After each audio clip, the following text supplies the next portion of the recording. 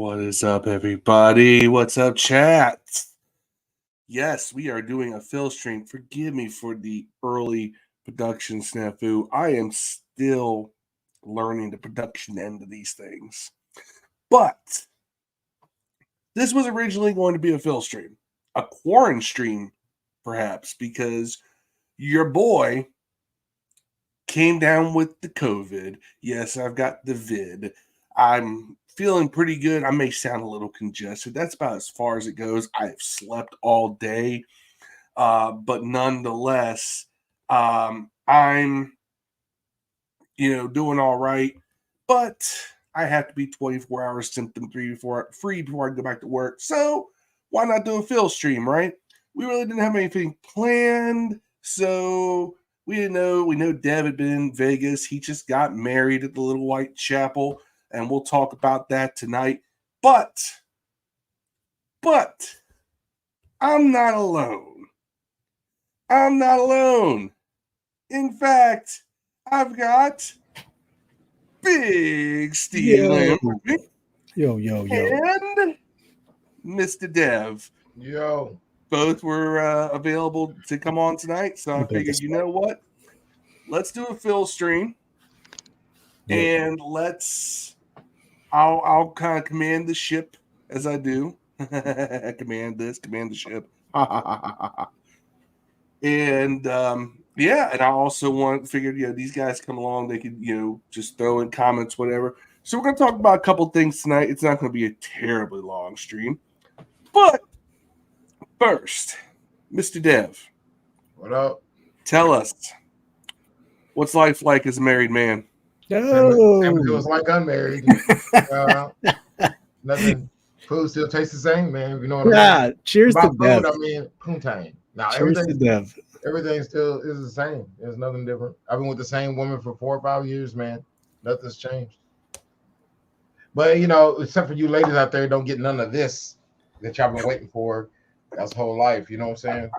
Other than that, All right, just so you know, sexual chocolate is now off the market, ladies. That's right. The baloney pony is sold out, bro.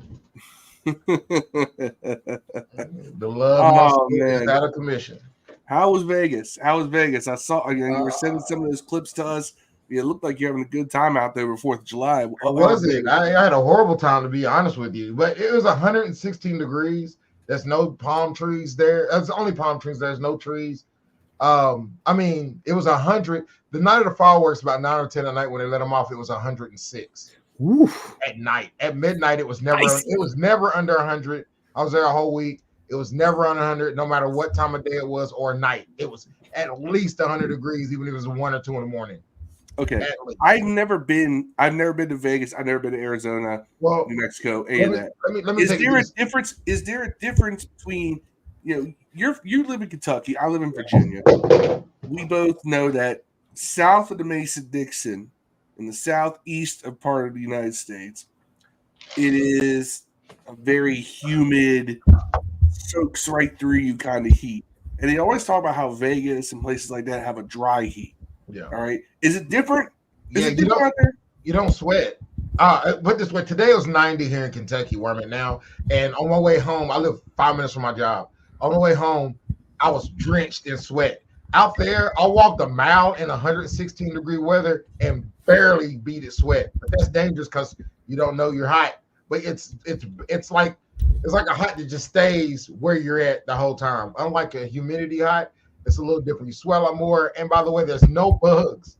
There's no mosquitoes, none of that shit, which is weird. A pleasant surprise.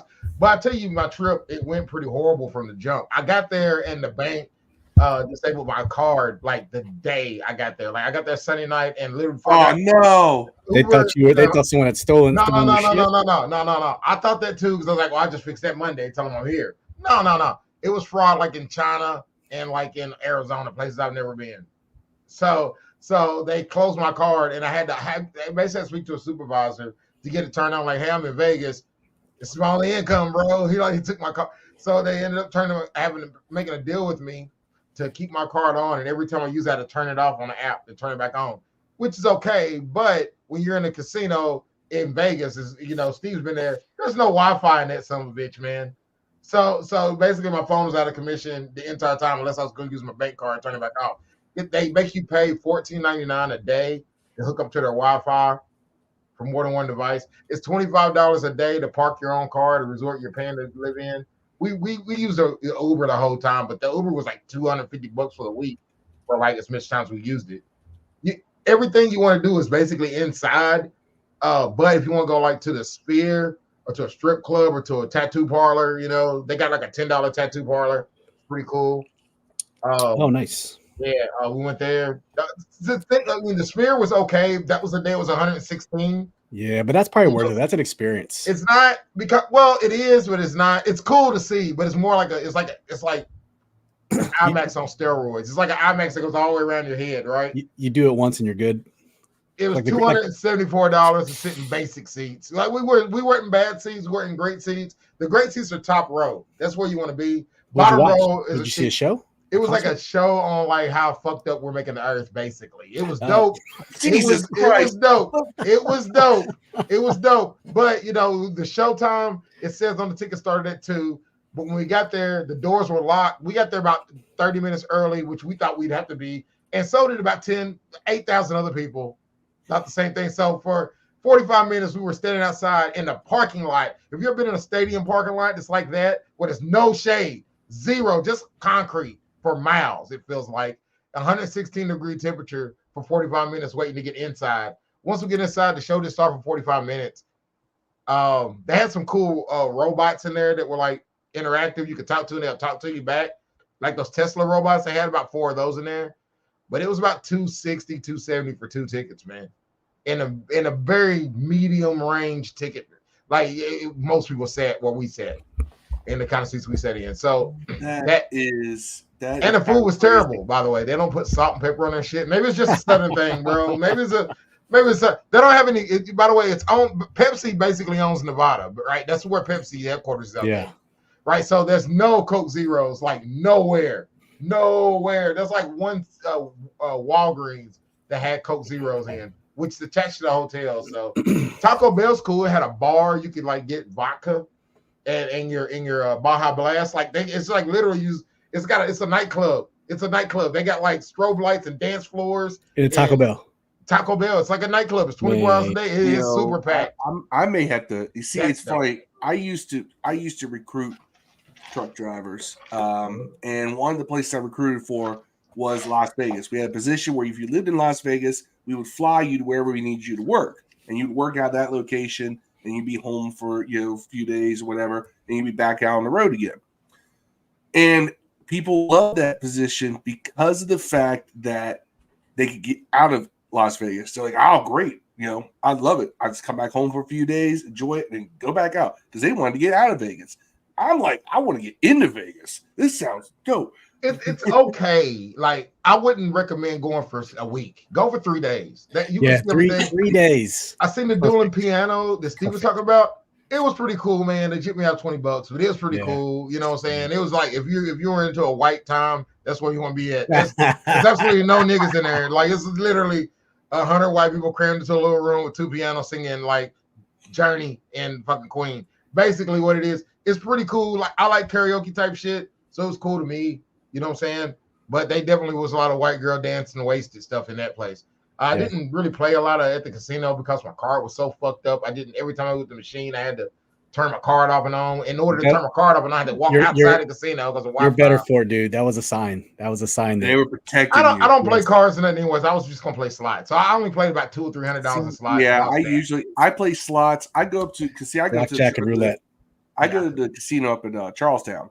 Every now and then, and like I play roulette, and I do slots mostly.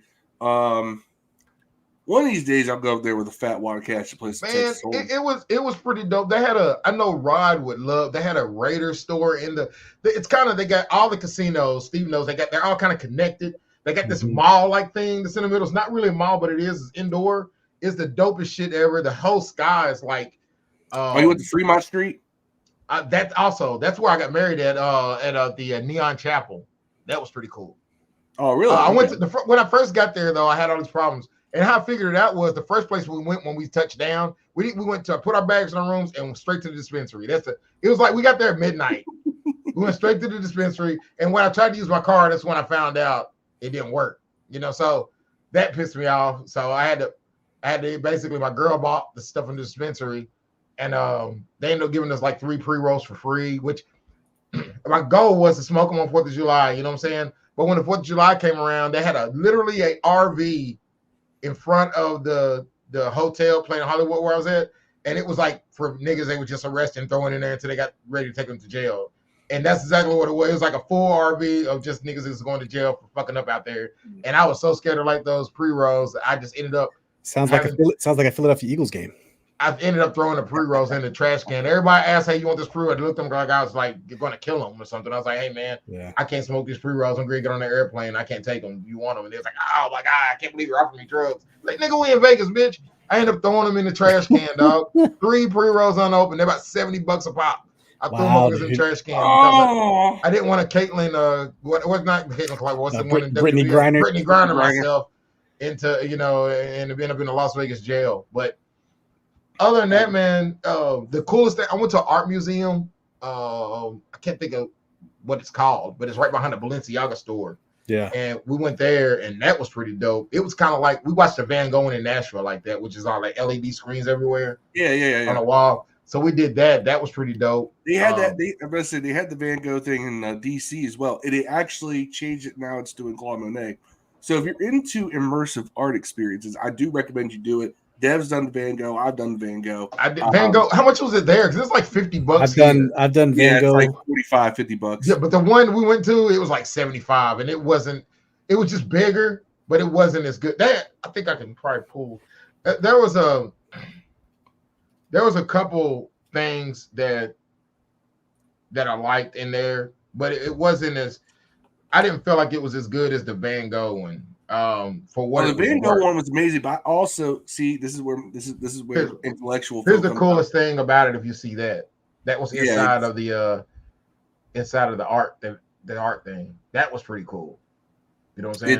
It's very immersive. Wow. And they got another room where you could write on. They got like all these animals printouts, and you can go there and write your name or color them however you want, and put them on their laser, and they have them running across the screens. The Van Gogh experience in Northeast DC is very good. Especially if you like the smoke, then it's really I advise anybody now it's Claude Monet if you want like Monet's painting. I am a Van Gogh guy. It's funny because I can't draw for shit, but I do appreciate art. So when I started doing a Van Gogh experience, I had to go because I do his art. It's trippy, but it's not modern art weird. It's just weird. And so I get down with that. Before we move forward, Dev, I do have to say your girl kind of put you on blast on social media. Oh, I've been able to pick her up and take her over the thing. I got arthritis, bro. I'm cool with it. I told her before we started, hey man, look, I'm not going to carry you over this threshold. She's a pretty good sized woman. You know what I'm saying? She's no Taylor Swift. Right here. Yeah. Fuck that. Yeah, it's over. Got hit the gym, Dev. Hit the gym, Dev. Yeah, you hurt your back. I'm good. Jimmy said you need to learn how to stick them drugs up your ass. What he's saying? Yeah. Man, they got these. I don't know if you've been to the airport since 9/11, but they got this thing where you step in and you got to basically do that, and they X-ray the fuck out of you with a 360. Oh, really? Yeah. Oh, yeah, they do. They take your shoes off and everything, bro. Yeah. Like I think when the light went off on my girl's crotch, they was rubbing her down, man, over there. They was not fucking around. They had an old woman in there with her shoes off and her hands up in the air rubbing her down. She was about 90. I was like, what the fuck is she terrorizing? Some fiber or some shit. Let's get some of these comments real quick. Because Yam was in before the show started saying, yo, what's up, Yam? Patrick West checking in from Fayetteville, Georgia. HTTR/C. Not North Carolina. Throw your hands up. What up, Big Phil? Feel better, bro? I'll be fine. You got the vid, nigga? I don't sweat COVID. This is my 3rd time having it. Yes, I've been vaccinated. How are you still getting that shit, dog? You need to go bathe yourself. No, here's the thing. Two people in my work came in with it, apparently. They tested positive. And I was like, I was feeling fatigued yesterday. So I was like, all right, just in case, let me go get tested, right? I go get tested. I pop positive. And I'm like, God damn it. So I had my son take a test because he had a cold 2 days before. and he tested negative. I was like, what? Yeah. So you have a regular cold in the middle of the summer. I get COVID, so everybody else is fine. It's been around me so far, but me, I had to get it. Like I said, I got a little bit of nasal congestion. I slept all day, but that was about it. But like I said, it's at this point, because of herd immunity and everything else, it's mild. And it's funny, I haven't had the flu in years. Oh, but it's the worst. I have actually had COVID 3 times, and all of them have been like this, like almost asymptomatic or asymptomatic completely. But I haven't had the flu since COVID, so I don't know. I don't know what it is. Maybe it's just dumb luck, but it's funny that I got it. I'll be probably back to work by Wednesday. I'm thinking I'll wake up tomorrow, no symptoms. They tell me 24 hours after the symptoms are gone, you can come back to work. So, I got PTO saved up anyway for something like this. I always keep that. So, I'll tell you the fucked up thing that happened. No, that low key was the most fucked up thing. When I got there, we got there on Sunday. So after I went to the dispensary and Taco Bell was the first 2 things I did. I got back and I'm like, I got my Fire Stick. I'm going to watch fucking House of Dragons, right? So I watch House of Dragons, and then we go out of the hotel again to go check out the casinos, and they come in and change their sheets. Man, they took the motherfucking remote in the sheets. So like anytime they probably just grabbed the whole thing. Yeah, pulled it off, man. So we was up with a Fire Stick, no remote, and that was our one free Wi-Fi connection. Every day after that, we had to pay $14.99 for Wi-Fi on anything else connected. So I was like mad as shit over that, man. Then he was like, "Oh, we're gonna give you a $60 credit on your bill." Ooh, $60. I'm spending thousands in this motherfucker. You know what I'm saying? But like it was just like a sign of how it was gonna go. That was like the second domino to fall after my debit card. My damn Fire Stick got broke. So the whole night, we didn't try to leave the hotel like too much unless we were going to go do something, because it was hot as fuck. Dog. It was like literally 116 degrees out there. So we were just in a house with no remotes to the Fire Stick. So we try to use our phones, which don't connect to Wi-Fi unless you're paying $14.99 a day for it. So it was just a horrible exchange of stuff. It is what it is. I mean, it looks like they at least saved you from spending more money, but I don't know. Vegas looks dope. I still found a way. They made the bank they didn't clear it up because today I had to go get my card, literally go into the bank to fix the issue when I got here after work today. But I just had to turn my card off and on every time I used it. And they made a deal that Monday they would turn that son bitch all the way off, and they did. As soon as I woke up, it was done. They got me a new card, and I got home and it was fucked up too, and I had to go back and get another one. So literally I went and got 2 cards today at the bank. That's how my experience is gone. So, but I got this cool lighter. No, not this one, but another. Hey, DM says congrats. Thank you. Married for the second time. DM was worried that I was about to bring on our resident bootlegger and ghost since the draft is long over. Talking about Todd Samuel. We haven't seen high door hair of that dude. Leave Todd alone, man. He's been good. Yeah. He posts one thing and people flip out. He's fine. He's good. He's chilling. Marcus says, congratulations, Dev. Phil Block says, sup, fam. Up. And then, we're talking about the heat being crazy at night. Yeah.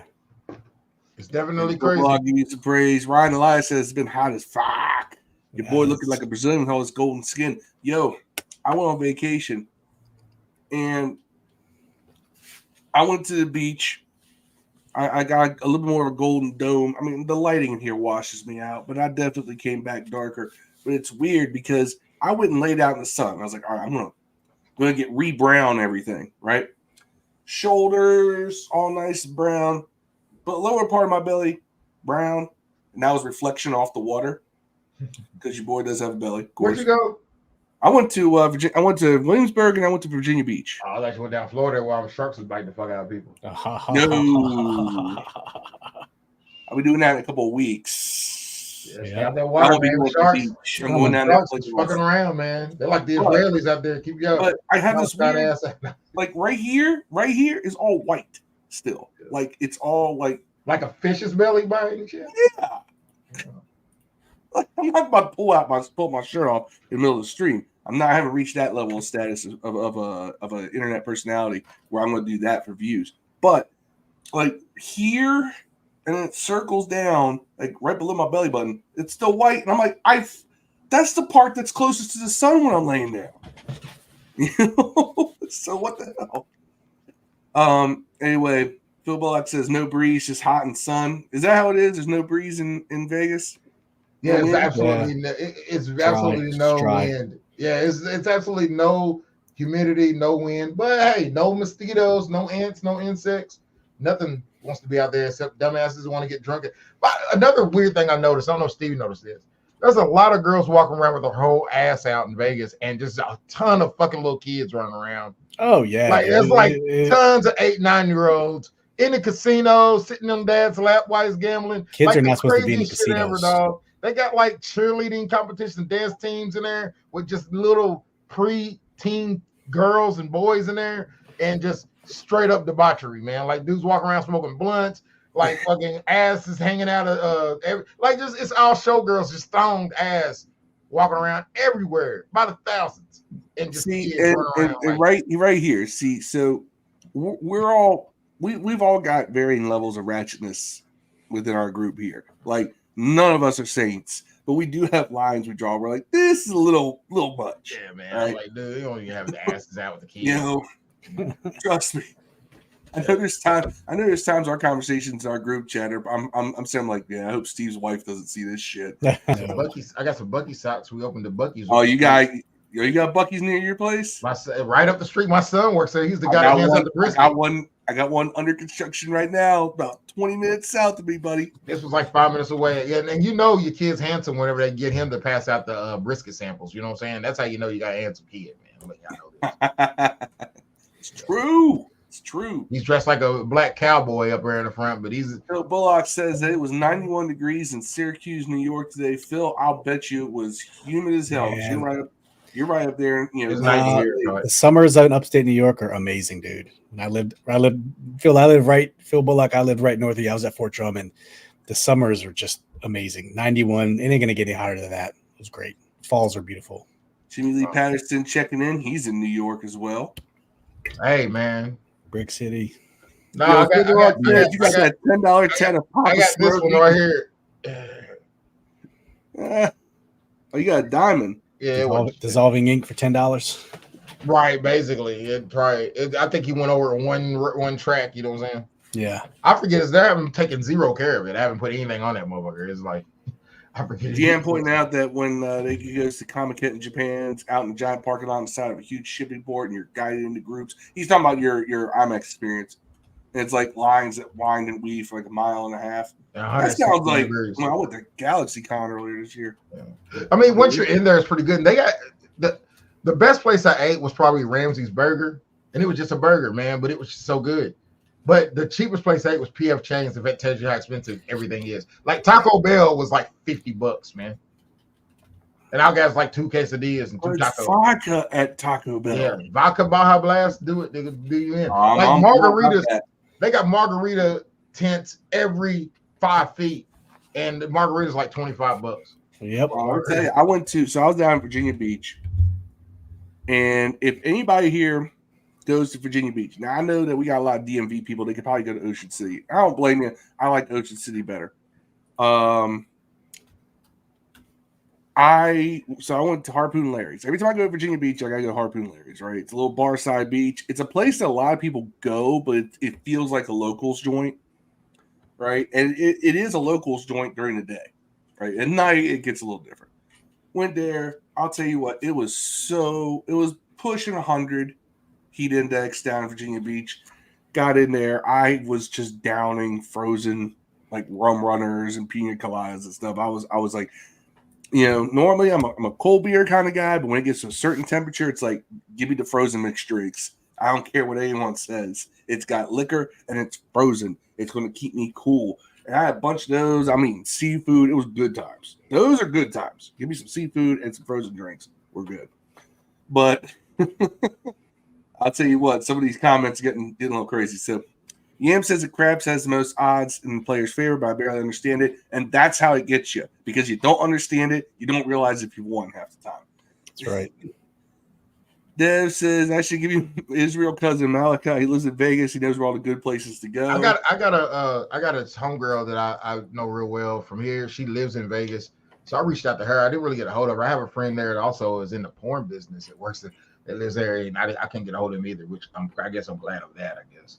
But Yan pointed out the Mystics choked away another game, playing the Lynx, top team in the West. They had the game until the last 3:40 of the game. That's how the Mystics play. Man, they regret not picking up Reese, boy. It was the dumbest. It might be a Sam Bowie kind of choke. Man, bro. I don't know. It's a little early. Aaliyah. She's nice, man. Aaliyah Edwards is a better Aaliyah ball. Edwards. Sorry, not Aaliyah Edwards. She's on a worse team. Yeah, plus y'all get if Della Don ever comes back, y'all gonna be straight. Is she coming back though? By the way, is she ever playing? Jimmy Lee Patterson says he's taking drugs to Europe. Dev just needs to learn how to stash. Man, no, man, I'm black. I don't know what color you are, but Jimmy I'm not. Lee is black. I thought so too. I'm tripping. I know Jimmy Lee is. My bad. Either way, I'm too black. No, they definitely. I'm not doing it. I'm not risking it just for weed. I can buy weed when I get here. It's not that big a deal, you know. All right, Burger T here checking in on Twitter says, "Hey peeps, just got in after sure the Brandon Aiyuk discussion ended yet? No, it hasn't started. Yeah, we still talking about weather. So he's talking about that. He's talking about he's taking with JD. It's JPD's iPad. Blah blah blah blah blah. JD was still in film and BA just stuck a picture from behind. That's possible. That's possible. We'll get into all that. Deluxe says the Van Gogh experience at DC was really good. Yes, it was. It was fantastic. This one was pretty cool. That they had waves. They had them on the floor and everything. In the one I went to, they Metaphor says he's not vaccinated. He's immunized like Aaron Rodgers. Who are you talking about? Me? I got vaxxed and I got vaxxed. You talking about me, man? I didn't do the boosters to that point. I was just like, how many? You know, I got the initial 2. I'm fine. I get a little sniffle and that's you're talking to the guy who volunteered all the anthrax vaccinations and all the boosters just because my ego said once you started you got to finish them all, you dumbass. 6 anthrax fucking boosters. Oh, that's why voluntary. Oh, that does look cool though. Yeah. They had them on the floor. They went onto the floor too. I get like a jacket like on NSNL. First was the worst. Sick for over 2 months. It's the same thing for me. I barely get a cold. It lasts a couple days and then I'm fine. You know, if you told me, if you didn't tell me it was COVID, I would have thought I just had a cold. That's how it is. I wouldn't know it's COVID. You got some beautiful shots for sure. That's the thing. You can't see it because of the lighting in here, but yeah, no. But if you check out Dev's social media, he's got these pictures up there.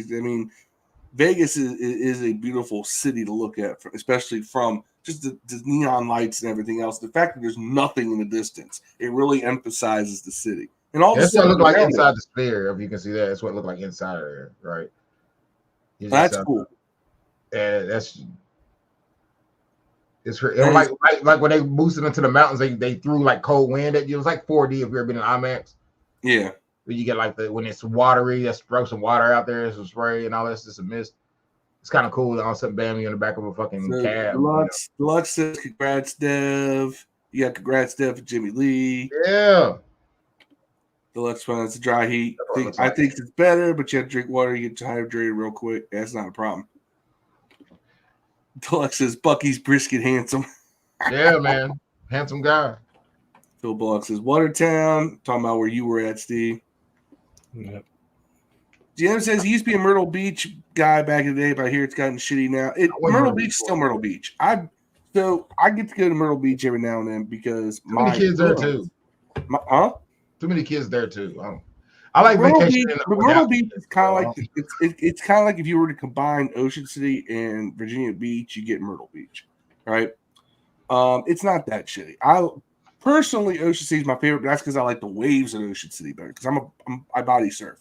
So Ocean City has more powerful waves. They crash harder. They don't do the thing where they crash way out in the distance and then you get a little wave at the shore. You actually get a good wave close to the shore. It rides. It's got a lot of energy out there.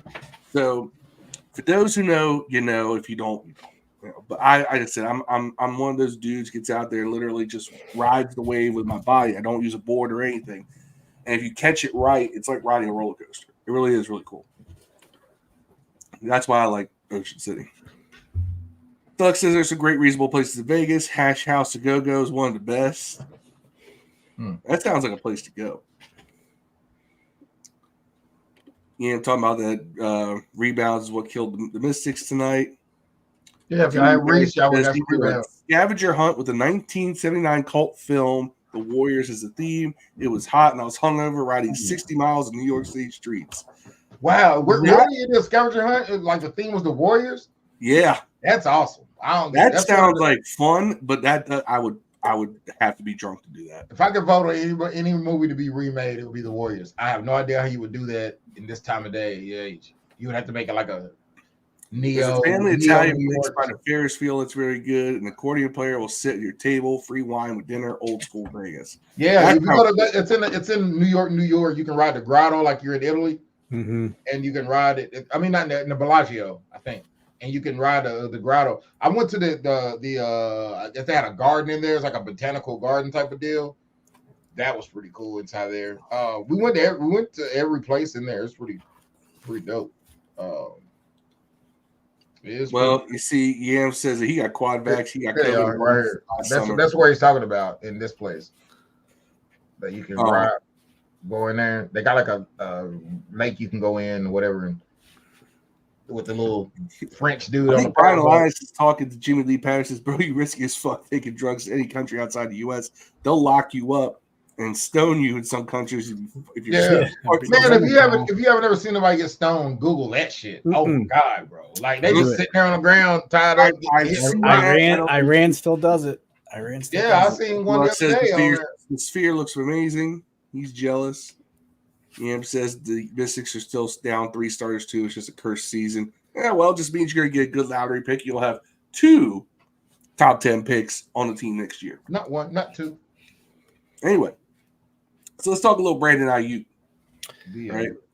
So if you've been under a rock the past few days, we've got a little bit of some insane. This drama's gotten insane, right? And it definitely falls under the sphere of drama, right?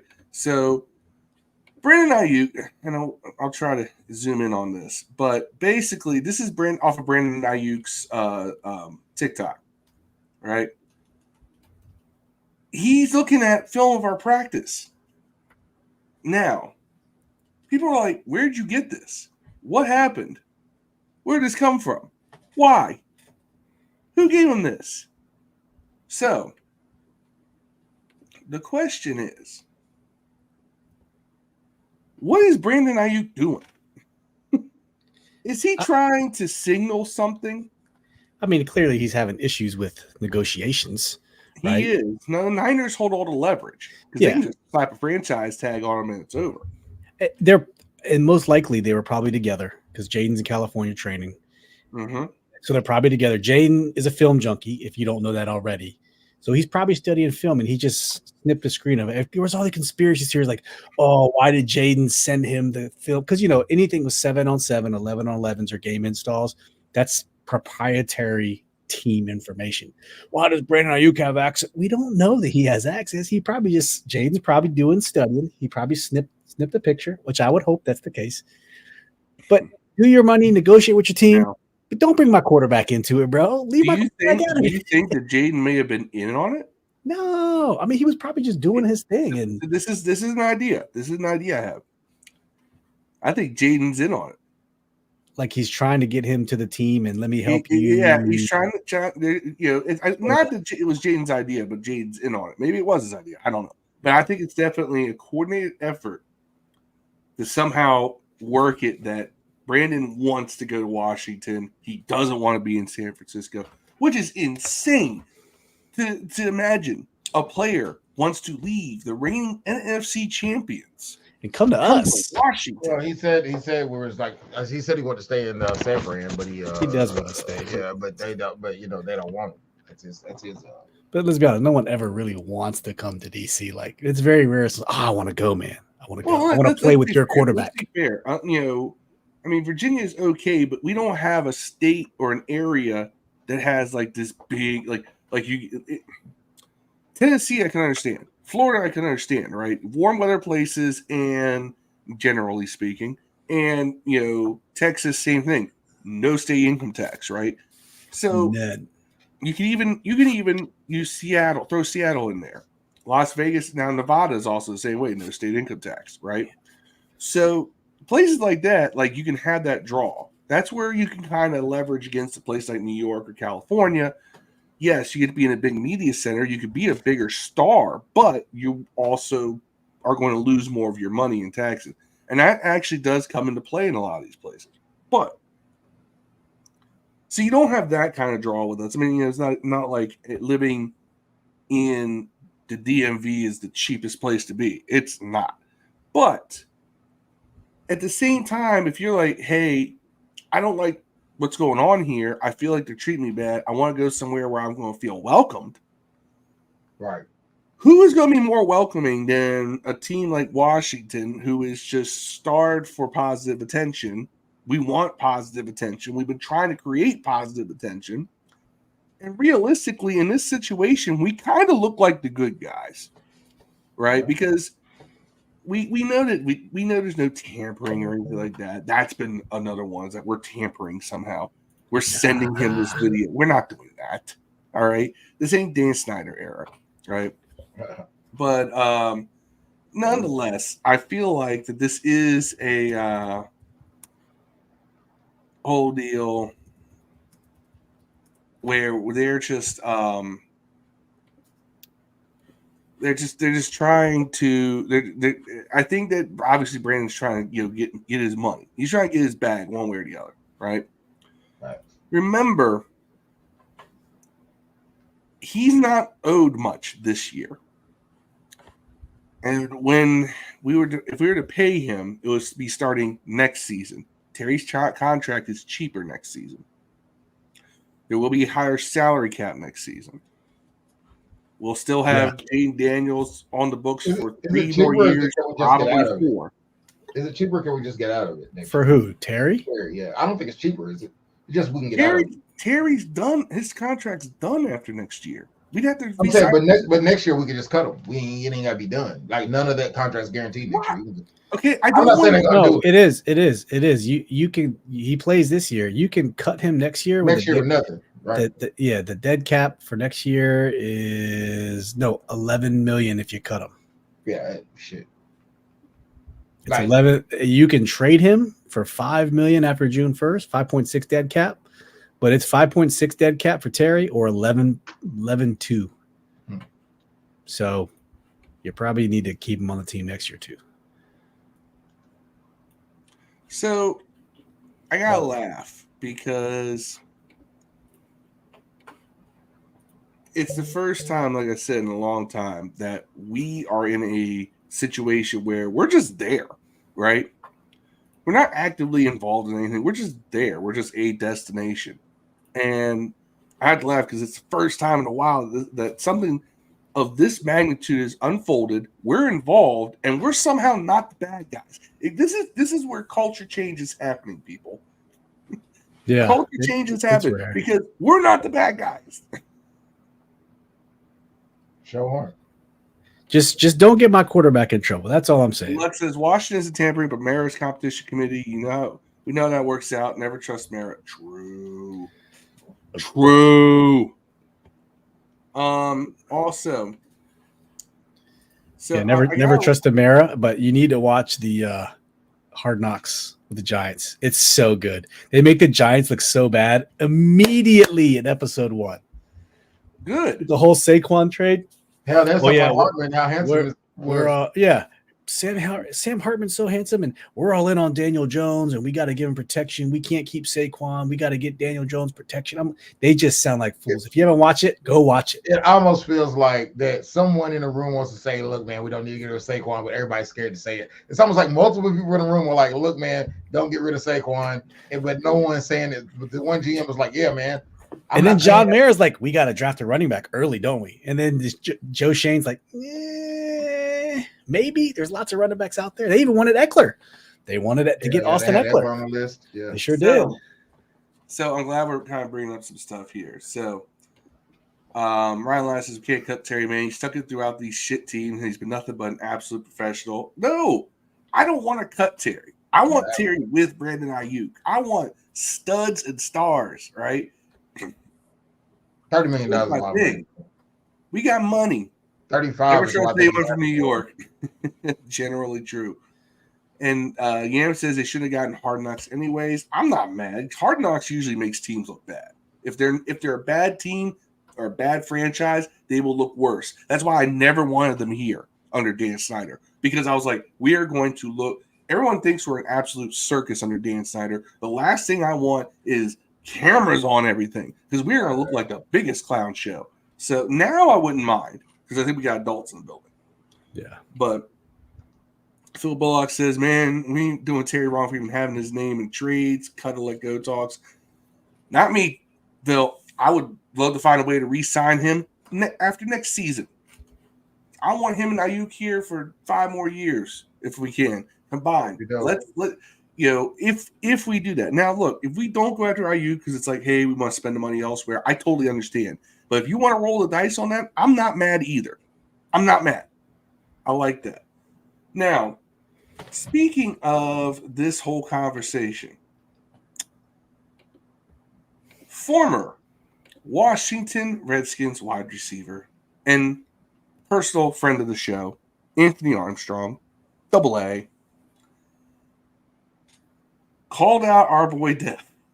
Because Dev had been talking about how Terry is not a top 10 receiver, not a top 12 receiver. He named all these receivers that he receivers that Terry's better than. All those conversations. If you've watched the podcast, you know that that's how Dev rolls with Terry. He likes Terry, but he doesn't love Terry. Even if he has 3 Terry jerseys. Yeah, I love Terry though. I just don't. I just call a spade a spade. He's not the top 10 receiver, dog. I can name 10 receivers off the top of my head better than Terry. And it's not just Terry. There's just a lot of good receivers in the league, bro. I can name more than that. Produce more. Let's talk about this though. Yeah. 30-13 point out wide receivers who have at least 75 receptions and 1,000 receiving yards in each of their last 4 seasons. Devontae Adams, Stephon Diggs, Tyreek Hill, Terry McLaurin. Yeah, that's it. And look who their quarterbacks were. They all had semi-stability at quarterback. That's good for them. Devontae Adams on the Raiders.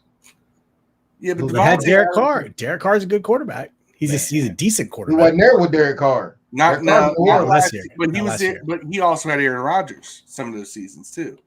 But last year he didn't. I had to say call him out AA because Anthony Armstrong shared this and specifically tagged Dev in it, and I gave you a little heart as well.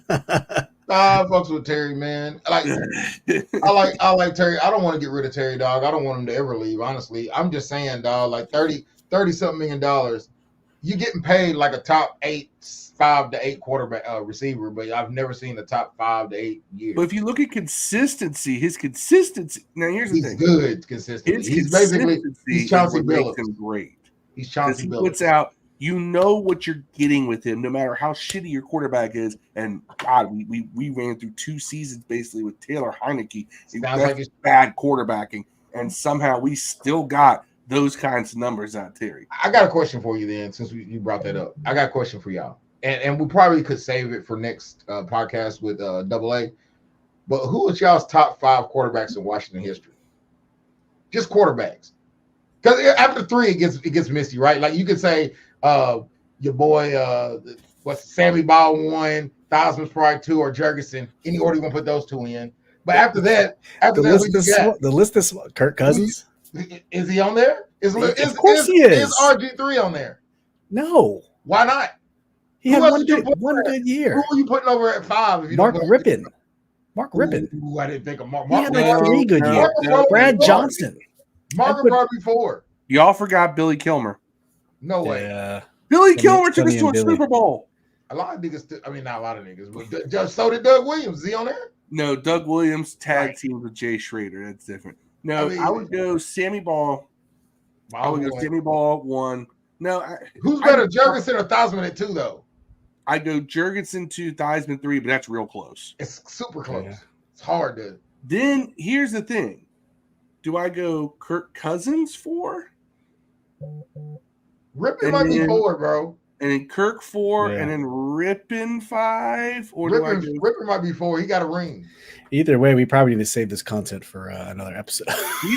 This is a good top 5 episode. We'll ask AA that one. That is the top one because here's the thing. Kilmer's in that list. Kilmer's in that list as well. You can look back at like your Eddie LeBarons and so forth as well if you really want to dive deep. But I would say Kirk was on the that list, and you got to put Kurt out because Rick was on there. Kirk's probably on that list at this point. Only got 5. You named 6 quarterbacks. Just because the fact that he did what he did for a longer period of time, I would love to put Brad Johnson on there. Brad Johnson just wasn't here long enough, unfortunately. Thank you, Dan Snyder. Alex Smith, 10-5. Yeah, but Alex Smith didn't. We won in spite of him. 11-5. He did not lead the worst 10-5 quarterback in the history of the NFL. That's who Terry reminds. Terry's like Chauncey Billups, bro. Sometimes that nigga's gonna be an all-star. You know what I'm saying? Sometimes he's gonna be an all-star, but he's okay. You know what I'm saying? Like you can win with Chauncey Billups. He got a ring. You can win with him. But that's how I feel about Terry. Like you can win with Terry. Terry's gonna get you 1,000 yards, 6 touchdowns every year, no matter who the quarterback is, dog. But he's getting paid like he's getting 1,600 yards and 20 touchdowns. That's my problem with it, dog. And if you get Brandon Aiyuk, he's getting paid $30 million to probably be as good as Terry here.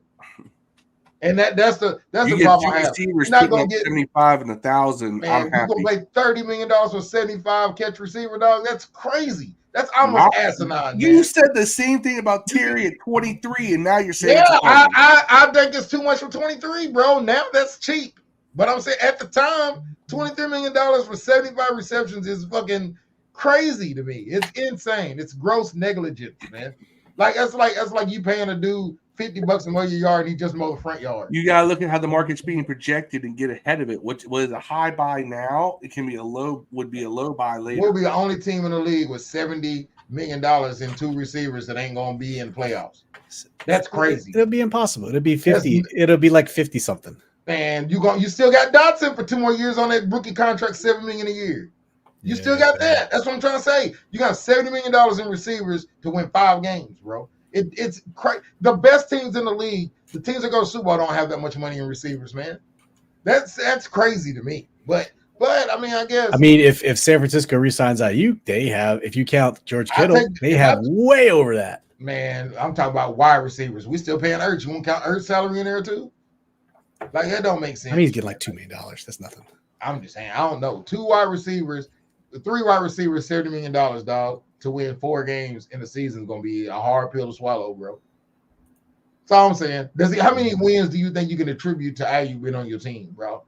With the team we have now. So Dev, right now the 49ers have $55 million in wide receiver. They are 49ers went to the Super Bowl. They are leading the NFL in wide receiver salary cap. That's for all 5 receivers on the team, probably though. For top 4. Top 4. For how many top 4? Yeah, we won't be paying it for 2. We're gonna be paying 50 for 2. If he makes it. For 2.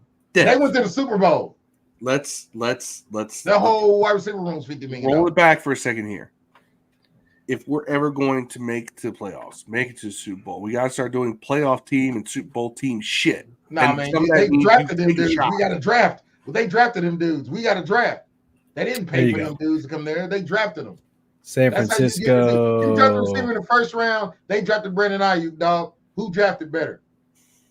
You know what I'm saying? They drafted Deebo Samuels. We drafted McLaurin. Who drafted better? Seattle number 2, Miami, Chicago has the top 4. Yeah, all of them just got paid this year though. So that's what I'm saying. Like the Waddle just got paid. So I'm talking about going back to up to this year. Now, and by the way, all those teams are playoff teams except Chicago, and they probably will be this year. I mean, the Bengals are about to be. They also went to the Super Bowl with that team. In that hole because T. Higgins is making 22 as a number 2. 22 as a number 2, Dev. Yeah, 22. I bet he's more productive than McLaurin. Put the numbers up.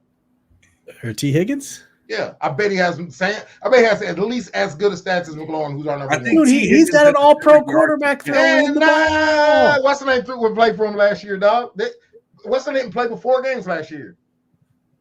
Burrows. You tripping. Browning played, bro. Browning. Now pull them numbers up now. Browning played. Yeah, but Browning still produced. Hold on. Right. And but Browning. Man, see the excuses. We always got an excuse for this nigga, dog. There ain't no excuses. We got an excuse. Oh, McLaurin had this. Them niggas had Browning.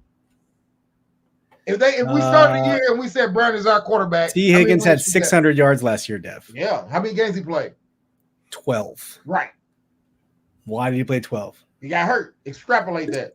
Did Terry get hurt last year? No. Exactly. I mean, I'm just saying though, if you want to extrapolate the yards Terry's per played game, through injuries and so yeah, forth. Terry's a dog, man. I'm not gonna diss Terry just because this nigga's good. I'm just saying that, man, $20 million on a non-playoff team, perennial non-playoff team. Actually, most of the time we don't make the playoffs. Chances are slim we make the playoffs this year. You want to pay $50 million for 2 receivers? That ain't gonna get $50 million worth of shit. No way you live up to $30 million if you're Brandon Aiyuk in Washington. All right, let's go to the chat. No way you live up to that. So Yam says, "Hey, we're still going cap room too. I hope we keep sitting on that root cap room for next year. If you're gonna pay $40 million, go get me Jefferson, bro." Jimmy Lee says the level of disrespect from 2017 from his fan base shocks me. Perhaps you guys are too young to remember. It's common knowledge black guys cannot quarterback. Here's the thing, Jimmy. I'm gonna counter that. Doug Williams wasn't even close to the best black quarterback in the NFL in '87. Yeah. Warren Moon was in the league in '87. Man, all right? Warren Moon was a much better quarterback. Doug Williams, Tebow was a better quarterback than Doug Williams. Look those numbers up. You know what I'm saying? So, I mean, Tebow, the thing about Doug Williams, he had the best 2 games of his career in that playoffs, dog. The Super Bowl, he had probably the best Super Bowl in the history of quarterbacks in the Super Bowl, bro. And he's going to be living with that forever. But that's it. That's where the history line is drawn with Doug Williams, bro. My favorite quarterback of all time, though, Warren Moon. Spec on Terry's Warren Moon is still my favorite quarterback in the history of the NFL. Brandon Cunningham's mine. Yeah, Warren Moon for me. Mine is Joe Montana, but that's I like Joe Montana too. That's the era we probably grew up in, though. The Joe Montana era. Yeah. Montana is probably like the efficient, effective quarterback I've ever seen play. That's why his stats aren't like tremendous. Yeah. He never had. He wasn't the tallest.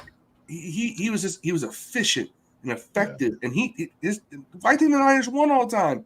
He didn't have to put up 450 yards a game. They probably had like 11 Hall of Famers. He would get the team up 3 touchdowns, and they would just run the rest of the game. They were still winning without him. That's how good. There you go, Dev. Here's your comparison that you want.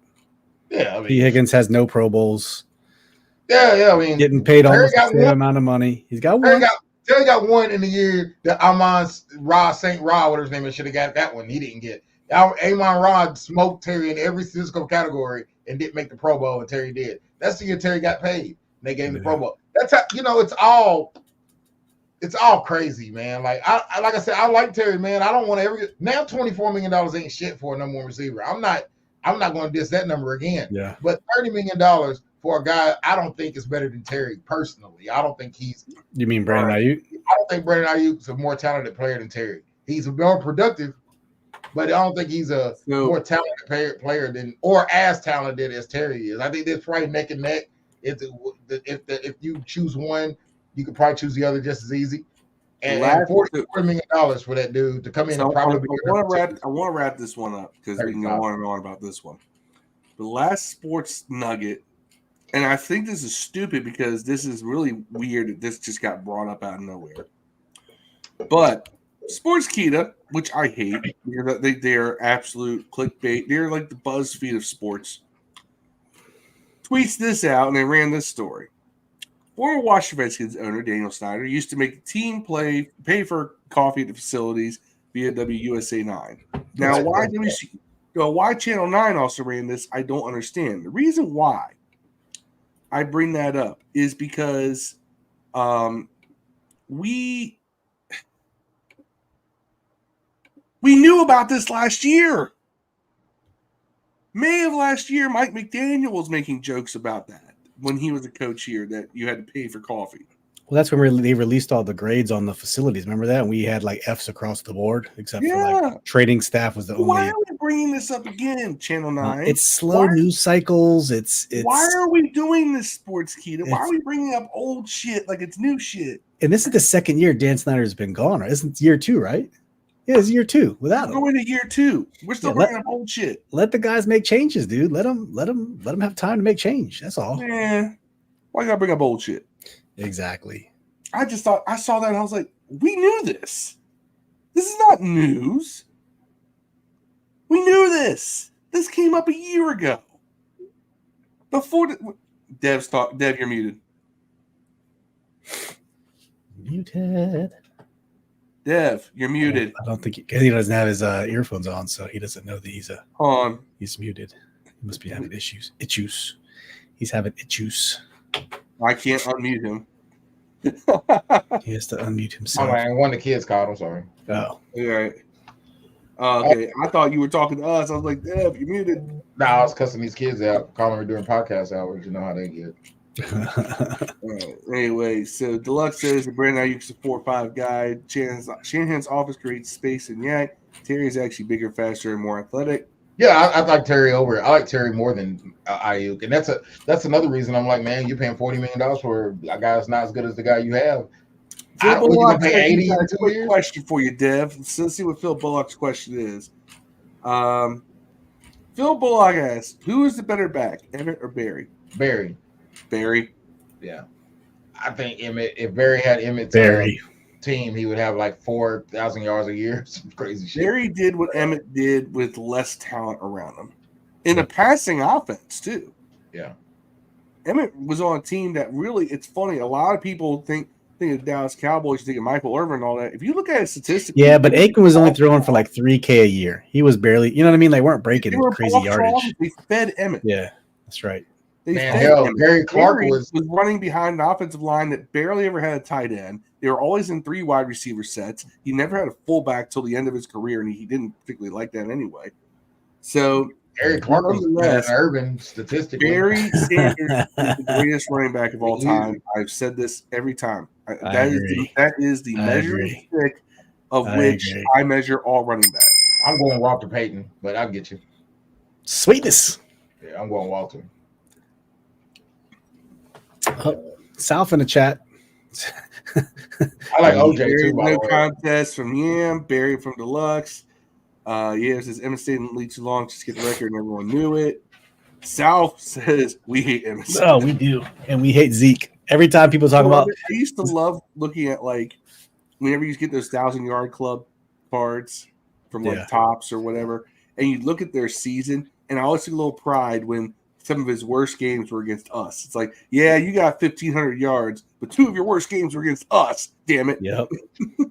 Never lived down the fact that the people. So they're posting Zeke hype videos now. Believe it or not, Dallas fans are.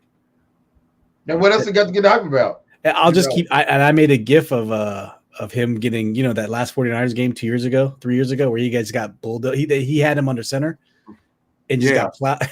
Never gets old, bro. Never gets old. Never gets old.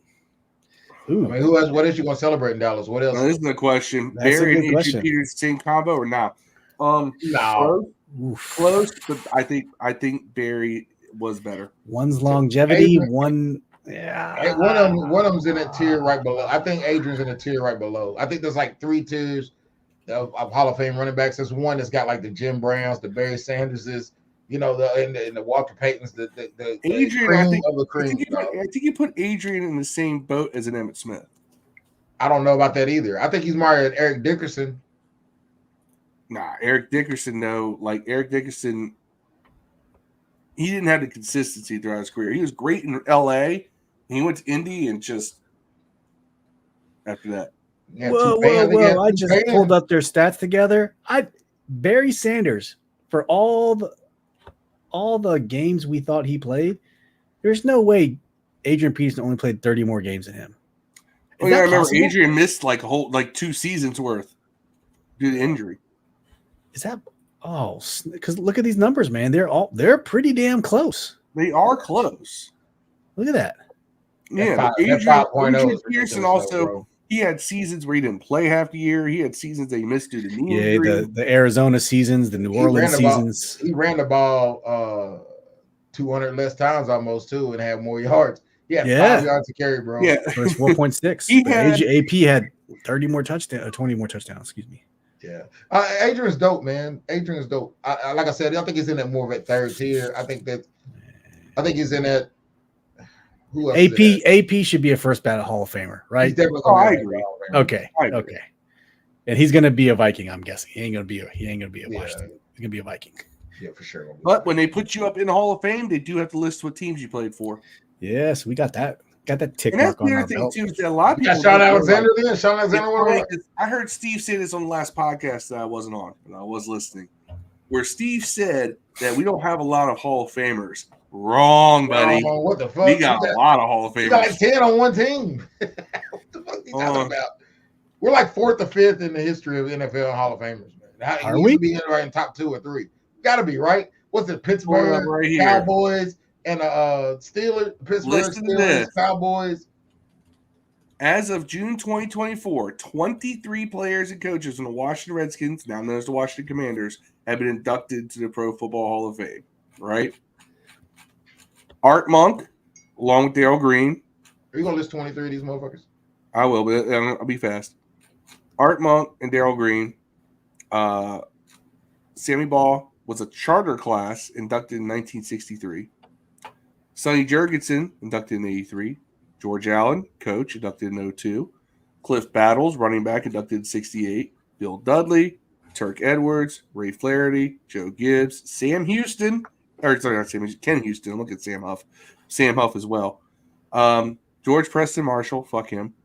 Wayne Milner, Bobby Mitchell, John Riggins. The list keeps going. But the thing is that and then you also have guys like Ray Flaherty, Russ Grimm. Here we go. Now I got the Hall of Fame list up, the actual list. Bobby Bethard, Chris Homberger. There's a lot of names in there. Charlie Taylor, Champ Bailey. Although Champ Bailey is a Bronco. He's a Bronco. He shouldn't be. Yeah, he elected. But he still played for the team for a significant amount of his career, right? I mean, he was with us for what, 4 seasons? Yeah, like 98 or 99. It was 99 to 2003. He was here. But yeah, I mean, the what's criminal is that Gary Brian Clark Mitchell, and Joe Jacoby aren't in. Shit, what's criminal is Brian Mitchell, and he's an all-time leader in yards, period. No one has more yards than Brian Mitchell in the history of the NFL. They even took fucking Devin Hester over. That was like the kicking it. I'm not ever watching a Hall of Fame game until he gets in, by the way. I haven't watched one since. Hall of Fame game. I like Devin Hester. But yeah, Deluxe is right. 3 more right there. Jacoby, Clark, and Mitchell. Yeah. Clark's numbers are out of order, too. Clark's numbers are better. Mitchell needs to go in first. But Clark's numbers are better than Michael Irvin's, bro. Clark is better than a lot of guys who are in the Hall of Fame. Look up He's Clark, better than Drew Pearson. Gary Clark to Michael Irvin. He's better than John Stallworth. He's better than Lynn Swann. Everyone's better than Lynn Swann. Every receiver in the Hall of Fame is better than Lynn Swann. Every receiver in the NFL. Shit with FanDuel listing B. Mitch as an Eagle. I remember. Yeah, that. I saw it. It just came. I put it on our Twitter. He's an Eagles fan. Came out the other day. No, he played for the Eagles for 2 years, the Giants for 1 year, and then he retired. He was with the Redskins for, was it 12? 10 seasons. 11? Okay, 10 seasons. 2 years with Philly, 1 year with New York Giants. He's even on our flagship radio network. That was literally clickbait. Yeah, it was just clickbait. There was no reason why. It was just clickbait. That's all it was. But yeah, I mean, we've got a lot of Hall of Famers. If you look at coaches, players, everything. Yeah, we don't have a lot of quarterbacks in there. I actually think that what it is, if Joe Theismann had been named a starter sooner in his career, but he had to back up. He backed up Jurgensen and Billy Kilmer. Then it was just Billy Kilmer. So I mean, he had to fight through top tier guys, in the league to get to that point. If he'd been named a starter sooner, I think he'd be in the Hall of Fame too. Is he our last franchise quarterback? Theismann? Is he? Arguably. True franchise, like guy who actually did it. When you talk about a guy who stays for, what's the definition of franchise? A guy who stays for 4 years? Like, what's the number of years you put on a franchise? Was Kurt a franchise quarterback for us? Kirk was here from 12, but he didn't become a starter until 15. Now here's a crazy thing. Theismann was with us from 74 to 85, right? 12 seasons. But for the first 4, he was either backup quarterback, and he was doing things like returning punts because he just wanted to get more playing time. I got a question. How many you think we reel off if he stays? We obviously win the 86. But how many you think we reel off if Theismann doesn't get hurt? No, Theismann was in his late 30s by the time that was happening. He got injured. He was like 30, I think. He was. Dude, you gotta think. He went to the CFL for 4 years. Right. I want to see how old Theismann was when he got hurt, though. He had to be like 30, right? No, he's like 35, 36. Couldn't be that old. I don't think he was, man. I'll tell you right now. He was. He was 36. You was right. As he marched toward the lights, he was determined to prove that he managed 36. Hollywood Joe. Mr. Thiesman. But, I mean, if you look at statistically, he's got a better touchdown to interception ratio than Terry Bradshaw. Yeah, Terry was a guy who's in because Terry Bradshaw got in because late in his career he got hot because they made the team was so good. Pass defense. They put in the Mel Blount rule. They literally put in a rule against that with the rules that literally were to tighten down on the freedom the Steelers defense had and allowed the Steelers offense to get better. Go figure. Yeah, he also, like Lynn Swann, he's one of those guys that was on a very popular squad, and he was the captain of that squad and the CEO. I mean, if you want to talk about winning, all right. First of all, Theismann was the NFL MVP in '83. Mm-hmm. He was all pro in '82. He was all pro in '83. He was a Pro Bowler '82, '83. I think he should have gotten it for '84. '84 was almost as good a year. If he had been there for the Doug Williams run, because he still probably would have been playing that year. If he had been playing that year and got the Super Bowl, he may have been here. But if he had got that Super Bowl, he'd been in the Hall of Fame. 85 is a terrible year. If you look at it statistically, there's a big drop off. But you got to remember that the entire team was riddled with injuries too. Like he was playing behind patchwork offensive lines and everything else. So. Yeah, 85 was not a good year, but we were still 65 as a starter. If you look at it statistically, he's got a record of 77-47 as a starter. He's basically Aikman. No, I think he was a better passer than Aikman. I think he was a better player than Aikman, but I'm just saying he's one of those guys that was on. Aikman was one of those guys like Bradshaw that's just on a historic team, man, and they went on a run. And I feel like Theismann barely missed that opportunity to have one of those kind of runs because he got hurt. They was going to be a team that was going to have 2 or 3 chances at Super Bowls with that guy, man. And that's sad. That's the same thing I said about Gary Clark. If you like Steve, you can pull up Gary Clark and Michael Irvin's numbers. They're the exact same. They're the same fucking guy. And Michael Irvin is no brainer when he was a Hall of Famer. He was going to get in. No brainer. You know what I'm saying? Yeah, and it's weird. No one looks like a trade as a kid. Yeah, they had to let that happen because they were preparing for the salary cap. 893 was a terrible year for us because we were trying to dismantle a team that was way over budget. Deluxe says Clark retired number 8 all-time in yards, made big plays in big games, 2 Super Bowls, multiple AP and Pro Bowls, all pros and Pro Bowls, 8 times all Madden. John Madden loved him some Gary Clark. They Pro Bowls, 3 all. They both had 3 all pros. Yeah, they're basically the same guy. Gary Clark's on the right for those who just. Yeah, I don't understand the regular season head to head. They played each other. Look at that. All right. Yeah. Irvin had more yards as a number 1, or more catches and yards as number 1. Gary Clark had the same number of touchdowns, though. Gabe Clark had the same number of touchdowns. He was, at all his rushing attempts, punt returns, all that. He was all right at that. But 2 championships, 4 Pro Bowls, 3 All-Pros. Come on now. It's got if Michael Irvin's in there, and Michael Irvin didn't barely get in either. Michael Irvin was a clear Hall of Famer. Let me repeat that. Michael Irvin deservedly was the Cowboys won 3 Super Bowls during that time with the triplets. That's the only reason. So did Gary Clark. Did you see any of these guys play going up their stats? To be honest, I can't remember B. Mitch is an Eagle. I also live in the DMV area, so I didn't get to see a lot of Skins games in the 90s. Well, that's why. I grew up in the DMV in the 80s and 90s, so I watched all these guys play. Yeah. I remember how good. Yeah, remember, was not uncommon to look at the Pro Bowl roster and see Monk and Clark on this at the same time. Yeah, right. Well, Monk also took him 16 fucking years or some dumb shit. Yeah, crazy. When he retired, he was the best receiver ever played. When he retired, the body bag game where Brian Mitchell. That was the first time my parents ever let me stay up late to watch a game in its entirety. You to watch Brian Mitchell come in as an emergency as a quarterback. Correct. I watched Brian Mitchell play quarterback. Because Griffin was already hurt. Jeff Rutledge got hurt. And then Stan Humphries got hurt. There you go. All 3 quarterbacks went down. Clyde Simmons and Reggie White were just a dominant force. And Brian Mitchell comes in and saves earlier in the season, and then we beat them in the wild card later that year. But everybody remembers the body bag game because of the injuries, not the fact we came back 6 weeks later, played them in the wild card, and whooped that ass. That's right. That's right. That was kind of like that body bag game is kind of like where the nucleus of the following year kind of really took shape.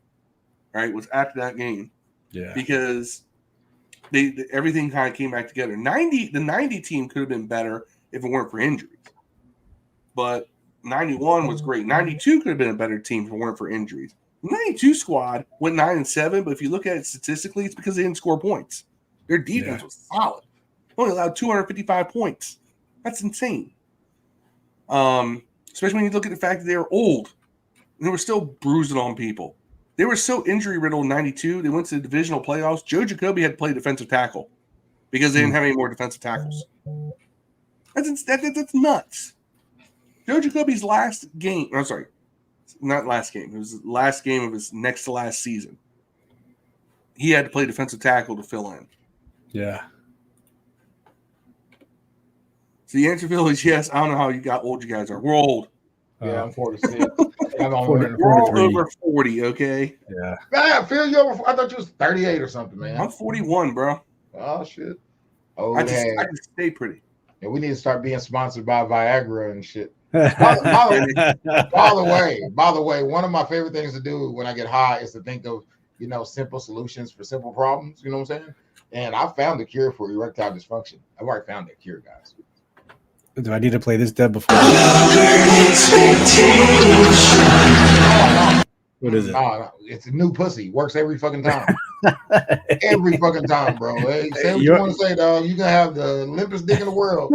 New pussy jump in front of that motherfucker. That's what you're gonna get. Last but not least, I always like to do something when I do these field streams. Do something a little different. Last time I watched a game, or I watched a clipped game with these guys, and that was fun. But I'm a big fan of a lot of IRL content on YouTube. Why? I don't watch a lot of regular TV. My phone is handy. I'm on my computer doing stuff. I got stuff playing on my phone. There's a YouTuber named Brandon Buckingham. He has his show on YouTube. Dude, it's actually out of the DMV. What he does a lot of is he goes to some.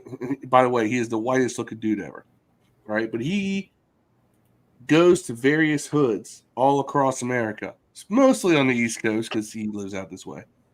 And he just hangs out and he just does interviews. And he shows you everything. He went to Jackson Ward down in Richmond. He went to Kensington up in Philadelphia, which is also known as Zombieland, right? Last one he was at Sugar Hill in New York, right? So I always like to do a little watch along of stuff like this. He did one where he did one on 37th Street, DC, right?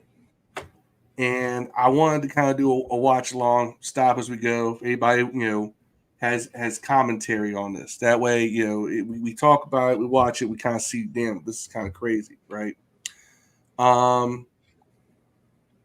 And I want to touch base on that just because of the fact that actually, hold on, no, I got a better one. I changed my mind. Look at me I already changed my mind on things. He did Suitland. Okay. Y'all from DMV, Suitland. Y'all know Suitland? Chat? That Parkway has terrible roads. Fix it. Chat? Parkway. Chat. Put a 1 in the chat if you know anything about Suitland, Maryland. Put a 1 in the chat. Let me know what you know about Suitland, Maryland. All right. In the meantime, all right, Suitland is just outside of Southeast. I think a lot of what was in Southeast before Nets Park was right outside Navy Yard. Yeah, they were all in Southeast. I think they all got pushed out to Suitland. All right, Deluxe says yes, he knows Suitland. He knows Suitland. I'm sure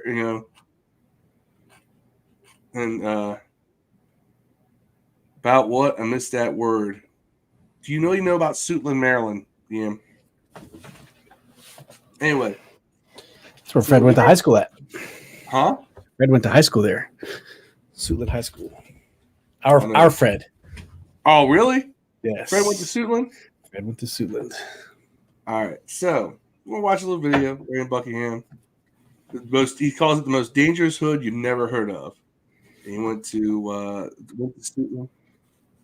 So I'm going to play this, and we'll talk about it as we go. For those who are in the DMV, if you don't know Suitland, you're going to know. So Dev's out getting a drink of water. So while he's doing that, I'm going to set this up. But I just thought it'd be something different. We always talk about how we're more than sports podcast. So let's be more than the sports podcast here. Where is the... There we go. This is where I go full screen. Oh, look at me. I can produce. Oh, snap. Snap. All right, 50 All right, Let's go. let's talk about the most dangerous hood you never heard of, Suitland, Maryland. Check it out, you guys. I brought Tommy G to the DMV. I'm here with legend Big Flock. We're about to have a crazy episode in the most dangerous area of Suitland, PG County. Wait, what? In this episode, we venture into Max Block, aka Andrews Manor in Suitland, Maryland, inside Prince George's County, which has for years been listed as the richest majority black county in all of America. What the fuck does that Don't mean? let that title fool you. I've lived my entire life, What do you mean? as far as I can remember. The richest, most entirely black county is It's, also the it's, toughest. it's the richest county in America that is majority black, the highest income level. I get it. Is that supposed to be a hood though? No, he's saying don't let that fool you about this Oh. area. The areas surrounding Suitland have been some of the most dangerous in the entire state. Bordering DC and only 30 miles from Baltimore, PG County has its own culture, rap scene, and style, separate from both DC and Baltimore, while still deriving influence from both. And given its location so close to the southeast side of DC, a lot more crime takes place in PG County than most people realize. About a week before filming this video, a funeral service was being held in Suitland for a 10-year-old girl who had been killed by a stray bullet in DC. At the funeral, one of the actual pallbearers was gunned down in broad daylight, ultimately losing his life, showing just how serious. Y'all remember this? Oh yeah. Right? I was here on Saturday all morning at Marlow Heights, which is it's just to the west of Suitland near Iverson Mall. I have friends that live down there, so we were just hanging out on Saturday. It is. That actually happens more often than you think. People get shot up at funerals. That happens here in Louisville a few times. Yeah. So a lot of people they hear wealthiest majority black county and they think all is good, and it's like no, not everywhere. You know, same thing. I mean, you know, but it's one of those things that I think because people hear that they don't take it as seriously.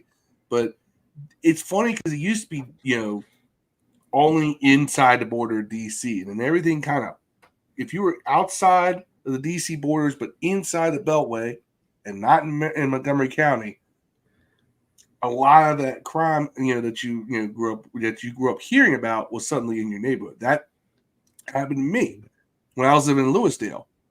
And, you know, I also, Steve knows this, I used to live in an apartment that's literally about 3 blocks down New Hampshire Avenue from where he lives, right?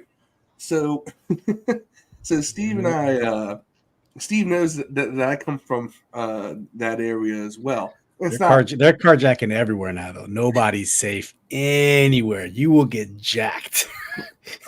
The crazy thing is that that's how it was 30 years ago. It got better, and now it got worse again. It's the pendulum swing. The pendulum swing definitely does. Suitland can really get. Flashback to 2016 when up-and-coming rapper Swipey was visiting his mother's home in Suitland, Maryland, when he was gunned down and killed at only 18 years of age, taking the rising star Swipey out right as he was hitting his prime. Just last month, 2 rappers by the name of Moneybagg KZ and Risque Luck were staying overnight at the Super 8 Motel in Suitland, Maryland, literally right across the street from where we filmed this episode, when both rappers were gunned down in their motel room in a robbery attempt gone wrong. Shootings have gotten so bad in Suitland, Maryland that 4 years ago, they had to close down the entire parkway because of all the gun violence. But with everything going on in this relatively unknown county. Steve, what were you saying about Suitland Parkway? Yeah. On top of that, it's got a shit ton of potholes. It's a terrible road to begin with. Yeah. And they had to shut it down, not to fix the roads. But it will take you to Nats Park. It will get you in Nats Park. It'll also get you to Navy Yard and away from Suitland real fast. Yeah. County, it has still managed to produce some of the biggest artists in all of the DMV. Zanman, Young Manny, Cutiful, Gunu, Odyssey, and today's guest, Big Flock, are just a few of the very talented rappers that have came out of PG County. So if you stay till the end of this episode, you might learn a little bit about Suitland, PG County, and rumor has it that Tommy G and I might have hopped on a track with the legend Big Flock himself. I know zero of these guys. He also puts on a lot of rappers in his videos. I don't know anybody of them. Well, no, you don't. But these are all local dudes, and it's funny because local scenes are getting big. Like a lot of dudes, like they'll pop off on YouTube, and everybody in the neighborhood will watch it, and then they get money off the views. But yeah, I will say this: he's always trying to put on local rappers in his videos. So shout out to him for that. The block, I'm doing magic. So here we are in PG County. Behind me is Big Flock. Big Flock, a rapper who was born and raised in Suitland, Maryland, has been honing his craft for over a decade. Collaborating with rappers such as 21 Savage, Gunu, O-Dog, and Pooh Shiesty, his rise through the ranks of the hip-hop scene has been very tumultuous. In 2017, after years of building his name up, Big Flock ended up being sentenced to 45 months in federal prison on gun and drug. Shout out to DMV Life getting cited in this video. That's a page I follow, and y'all should be too. They need to start putting us on.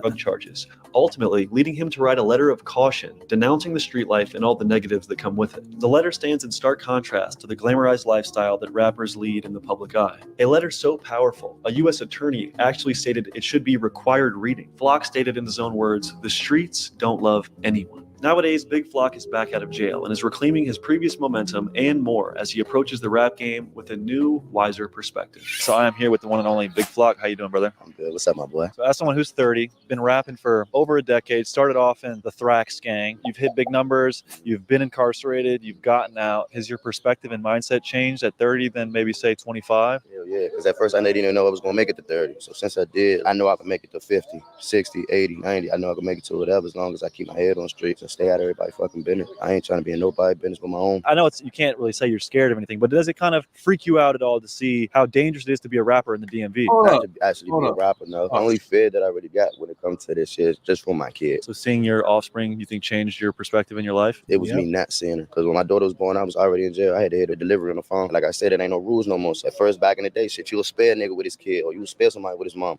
Fucking no, they blaming you right in front of their mom. They don't care. Ryan said this. Says, who the fuck are any of these rappers who don't mean this? I don't know either. Ryan, for every rapper you've heard of, there are a million you haven't, right? But in this day and age, where it is easier than ever to get your shit out there, all you need is something just to catch, and you'll get hundreds of thousands of views, of spins, of listens. All right, Dev could probably tell you a little bit better about this, about how that works. But all you need to do is get the right promotion out there, catch the algorithm, boom, you're in on it. You know, if that's how that works. Which I say it's Brandon Buckingham. Can we get that boom one more time? Sound like John Madden. Boom! Boom! Pick up a play. Boom! Now it's big time football. He wrote that letter so he could make parole, probably, but you know, if he took it seriously, isn't that better than not? Think of it that way. I mean, it's a young nigga world right now. Like, niggas just gotta really understand that either, you know what I'm saying? Man, just go ahead, just let them young niggas do them. It's a young nigga world. At 27 and 28, I think we're on our way out. Yeah, I done it. Yeah, I done it. Y'all consider old already. Where are we in PG County right now? You in Suitland, Maryland. Right now, you in Andrews Manor, Max Block 187. If you come down on the max, you get your shit cracked. From what I understand, it's a bit notorious around Maryland. Yeah, for sure. We one of the main motherfuckers in Maryland. I know Suitland High School is up there. Suitland High School has been making headlines this past year for shootings happening in broad daylight on school grounds. On Thursday, December 8th, 2022, at 10 a.m., a fight broke out during the school day that led to a 16-year-old student shooting a 14-year-old student at Suitland High School, leading to an arrest, hospitalization, and the school going into... Weren't you just talking about Suitland High School? Yeah, that's where Fred went. So that's where I was right there over on Saturday, right near there, Silver Hill. And Marlow Heights is right next to Silver Hill. But yeah. So man, Fred would be a great one to have alongside this. Yeah, man. Yeah. So Two Bridge, and that's right. Woodbridge, my hometown, stand up. Tommy Rich, $1 Million Baby. That shit's blowing up, dude. $1 Million Baby, like the most popular song in the world right now. It's crazy. It is. I've used it in Facebook Reels and stuff. I don't even know what that is either. You ain't never heard it? It's dude from my hometown, and he moved out to LA, but he's You never heard of $1 Million Baby? Damn, Dev. Yeah. That song's huge right now. At least in pop culture, it is. It's a full-blown lockdown. This shit been going on so much, it feel like it's common. Like, if it ain't got nothing to do with you, it's not your business. That's how the trauma makes you, though, you know? It's like, man, shit, if it ain't got nothing to do with me, I'm go the other way. Like some shit just happened down here where a 10-year-old got killed, and then the funeral got shot up for a 10-year-old. It's like no limit right now. What is life like growing up in Suitland? It's dangerous, but it's like if you know like how to handle yourself on your P's and Q's, stay on your business, you're gonna make it. Keep your eyes open, keep your head on the swivel, and stay out of other people's business. That's how you make it. Is that like anxiety inducing at all to always have to have your head on the swivel? Nah, because it's like it's regular. It's like an everyday thing. Yeah, man, it's normal to stay out of other niggas' business. Well, it's funny because a lot of people outside these areas don't notice, Dev. That's No, that's not what he's talking about. No, he's talking about basically having your head on a swivel everywhere you go. Like that's looking right and your left. To the average person that can cause anxiety, but if you've been through some shit, it's just normal. Like you go into a place. What do the first thing you do? You find the exits.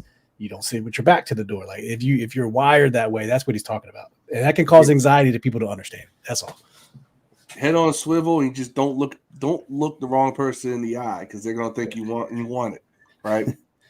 So it's funny because I used to do this all the time when I moved out to the country. I got my license, and I used to take people back to where I used to live, right, and just ride around. This is all PG County as well, and this wasn't even like rough neighborhoods. I'd be taking up to like Langley Park and places like that, and even then, I had friends who, they weren't from any hoods. They were country folk or whatever. They came from the suburbs, whatever. And they'd be like, nobody, like, looks you in the eye around here. I was like, no. They don't know what your intentions are. It's different. They're totally aware of their surroundings, but they are not going to be staring you down or anything like that. Like, everybody keeps their head down and they keep walking. That's how it is. And I always thought it was funny to see the reactions of some of these dudes I used to bring up here that had no idea what it was like living anywhere that had a high population, period. So that was definitely, it's always a learning experience for some of these guys. Hey.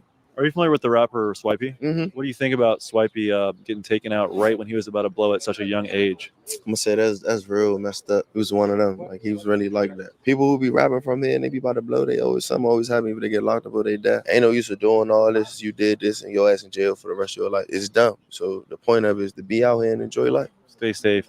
Stay happy, get money. Stay smart. You stay smart. Safes get cracked open. You know what I'm saying? So there is a rapper that used to be signed to Gucci Mane's record label. He's got multiple. You know what I'm talking about?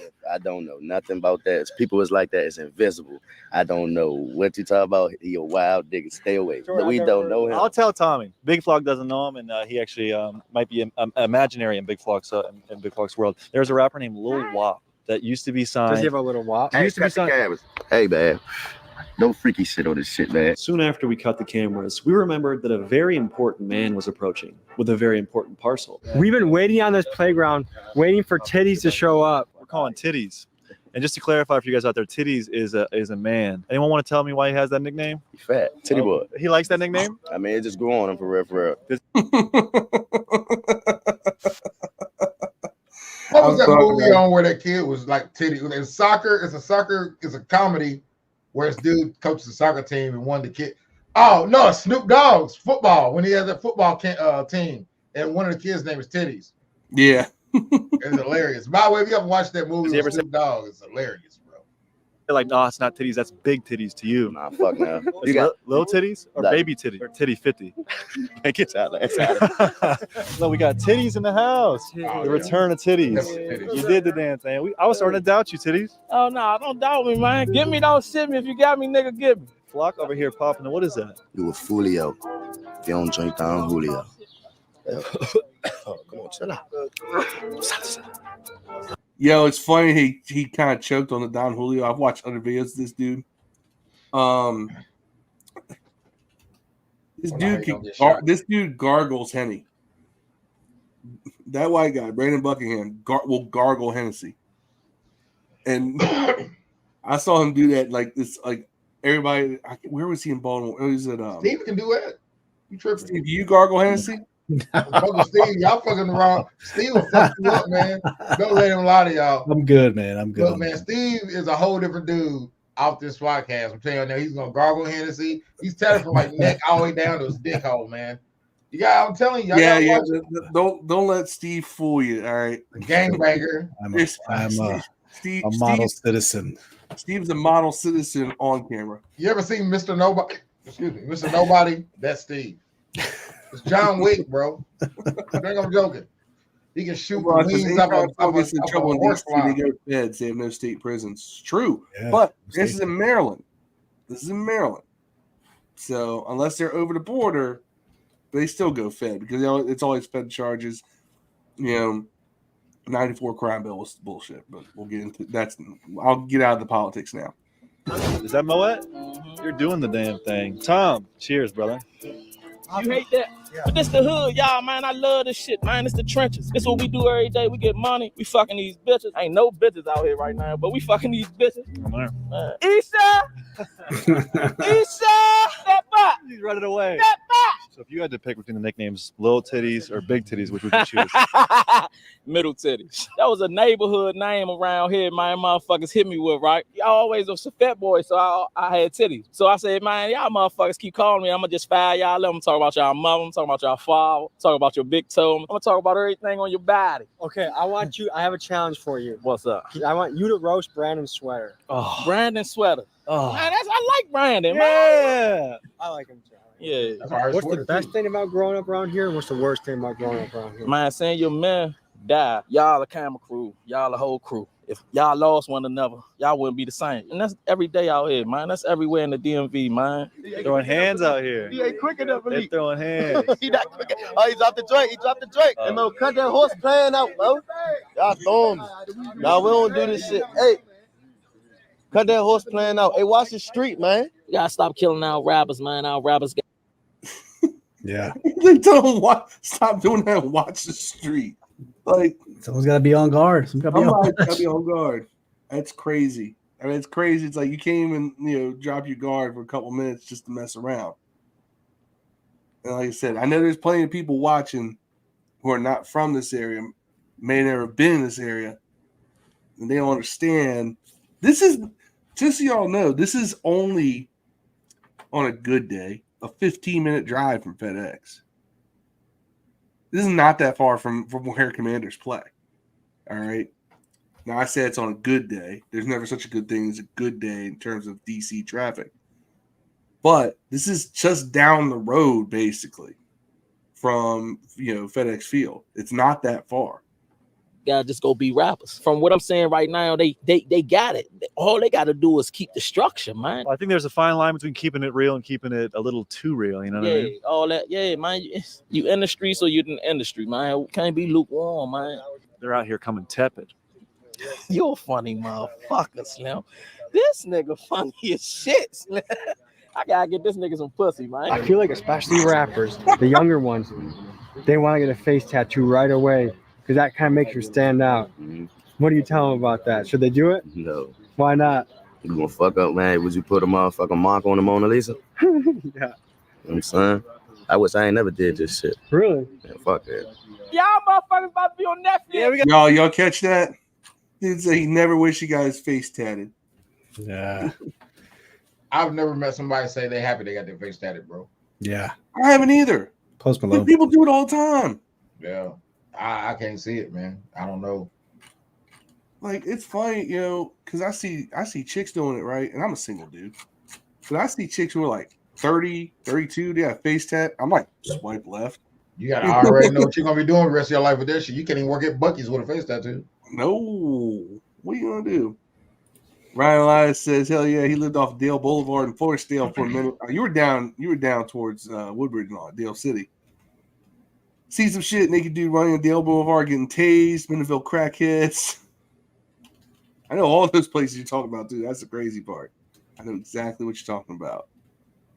You gotta do an interview. Y'all about to be on Netflix. I'm a former police officer. I have 5 years in the force. How many pull-ups can you guys do? Be honest. How many pull-ups? Can you do a backflip? No. Titty said you could run a 40 in 3 seconds. Why y'all smell so good? What is that? There is one thing I've noticed about the hoods. For instance, I was just hanging out with somebody in DC. They said you can't eat hot dogs. You can't eat popsicles. You can't eat bananas. No glizzy time. Unless you listen to Iron Glizzy. You ain't doing eating no glizzies out here, this motherfucker. So can't eat anything that looks like a dick. Can't eat nothing that looks like a dick. It's fucked up that all the best foods are shaped like dicks, man. Popsicles, hot dogs, fucking corn dogs. Yep. Ho-hos. You know, everything's shaped like a penis. That's crazy. You think that there's gay demons haunting the hoods that make it unable to eat hot dogs? It's a racket. Gay funnier than me. goons. I grew up with autism. Me too. Yeah, you got to find a way around it. I don't think I've ever met a black person that has autism. Is that a white thing? Nah, I ain't never seen a autism. retarded Chinese baby. I ain't never seen a retarded Chinese person. It's sweet out here. But That's true as fuck.